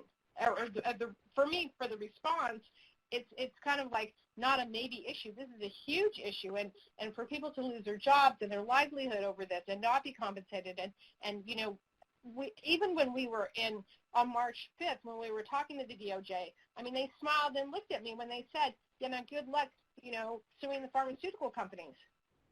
I mean, that was said clearly, and this is, you know, it's just life altering. So I'm a firm no, and I think that, you know, if there's a time that HHS wants to separate this out or come back and talk about it and educate it, then, you know, I mean, that's all we've all asked for. Well, I agree, Barbara, with what you've just said. I mean, I think, as I said, I think we're all in an uncomfortable position in being asked to make a decision on which we have an inadequate database. And the only problem with putting together a work group is that I don't think we're going to uncover new information that will make it any easier. I think what is known is available to us. And there are, as Barbara said, there are some new, it sounded like there are some new papers. Again, they're being peer-reviewed, and obviously they have to get through the peer review process. But assuming they do, I mean, it would be important to see those. Well, I mean, I certainly don't have evidence yet. I haven't seen anything that tells me anything. I just, there's no evidence. And that's, you know, today actually was supposed to be about gathering evidence so we could make a vote that we all felt comfortable with. And with everything that I know today, and I've actually done a lot of digging and having many discussions on this, you know, like I said, I'm a no on this. So you all, this is I'm sorry, this is Tamara. So it sounds like you all are leaning towards not necessarily supporting the NPRM. And then, like I say, in the recommendation, you can say why. Whether it's, you know, you need additional information from HHS, or whether, you know, whatever other reasons you all choose that we could, you know, possibly include in the recommendation. But it sounds like you all are sort of leaning in the same direction. And so you all could choose to take a vote at this point. Now, and Cody, I know you basically listed out the 3 options. You know, either you concur with the NPRM, or you don't concur with the NPRM, or you defer it. So, but it sounds like you all are in agreement about not necessarily concurring with it right now. Well, it's not. It's just it's hard. It's just it's because I'm not sure there's a big difference between 2 and 3. That is saying no, and then writing until you come back to us with more information, we're going to say no, or say we want to defer this until we have more information. Is that a big difference? I personally think it is a big difference, and I don't see the harm in saying that at this point in time our vote is no, We want more information. If you look back at the first letter I wrote after our March 6th meeting, I begged for more information. And if you want to present information and then bring it back to us, we'll reconsider. Dr. Munson? Yes, and I'm going to be there in about an hour. Can we talk then? Okay, so like Dr. Meisner had to take a call, but Yeah, no, I gotta take care of patients here. okay, all right, patients. so But that's okay. yes, We have to finish here. yes, okay. Dr. Meisner, did you hear what I had said? Could you say it once more, John, please? Yes, sir. Of course. I think that there is a difference between saying we're deferring versus no, but we want more information, and if you would like to bring this back to us after providing more information, we're happy to reconsider. Okay, so I propose hearing, I think, all three of the other voting members. Maybe, let's see if you all agree. Again, to have a stronger statement, we all say no. And the reason behind the saying no, I would say, to try to be in line with what you were commenting, Cody, would be, at this moment, there has not been enough evidence presented to us as to why we should remove it from the table. Actually, on the contrary, for what I heard today, there's evidence as to why it should stay in the table for now. So until HHS can come and explain to us why it should be removed, we will keep it. However, we have concerns. We want to make sure there's more, everything else we want to add in there. More education, more money funded for jobs, more, like all the wish lists that may never happen. But I think then we can all agree maybe to have a strong front together as a committee to say no. And where we can differ is in the arguments as to why not. That's where maybe we can all agree to disagree a little bit, but still put all the statements that we have mentioned here. How does that sound to the group? Barbara, I think that sounds reasonable. Tamara, will each of us be able to write a statement? So Cody, what we can do, because we've been taking notes, we can draft it and send it around to you all for comment. Okay. Well, I love it so much. Thank you. Thank you, Tamara. Uh-huh. So because I'm voting no, but my no is not quite the same as Karen's and John's no. Okay. So I think we need to have a qualifier in there. Okay. I think Cody and everybody else, Karen and John, I think the agreement here is let's all say no, but then let's also respect each other's reasons for the no. That way we can send a strong letter together, and we can all read it and see if we agree, but I think that would come across as a unified group. Sounds great. So will we be able to modify what you send around, Tamara, or is that? Of course you will. Yeah, Yep. of course. We will draft something and send it around to all four of you all, and you can submit comments to us, and ultimately we will send a final document that incorporates what you all want, and then it'll be signed off by John and Cody as the chair and vice chair to go to the secretary. So yes, there would be an opportunity to incorporate you all's comments into a recommendation. So now what you all need to do is to take a vote. Okay, and so to basically motion for whatever that vote is. That motion to whatever and second it, and then the vote. I motion to vote to say no to the proposal. Well, do we have to use the language that is ACCV does not concur with the proposed changes to the table and would like to... That's fine, Cody. Okay. Yeah, and would like the secretary not to move forward. And can we add without further discussion? Yes, I like that. Sure, yes. Mm-hmm. And so that's the motion. So that's the motion on the table, which you just said. I second that motion. I third. Okay. John? We didn't hear from you. Okay. So that's a unanimous vote. Okay. All right.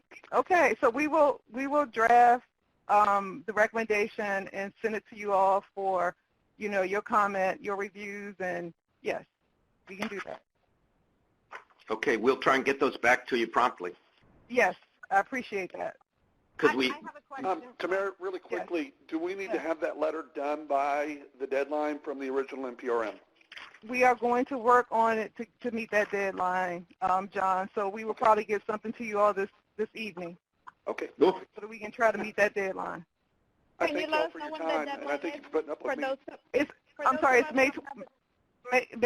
May 21st is the deadline, which is Thursday. Got it. Thank you. Okay. And are we still meeting on in June? We can get back to you all. I mean, so that's something that we can discuss with John and Cody, but and we can have that discussion and get back to you really soon, Karen. Okay, I just was curious. Okay. I had no idea if this would negate that meeting because I know we only meet quarterly. Okay, yes. I was just curious. Yes. So we can, like I said, we'll have that discussion with John and Cody and then get back to you all soon. Okay. Okay. Thank you, everybody. I appreciate y'all. Thank you very much. So there's a motion to adjourn the meeting, right? Yes. Okay, second. All right. Thank you, everybody. Thank y'all.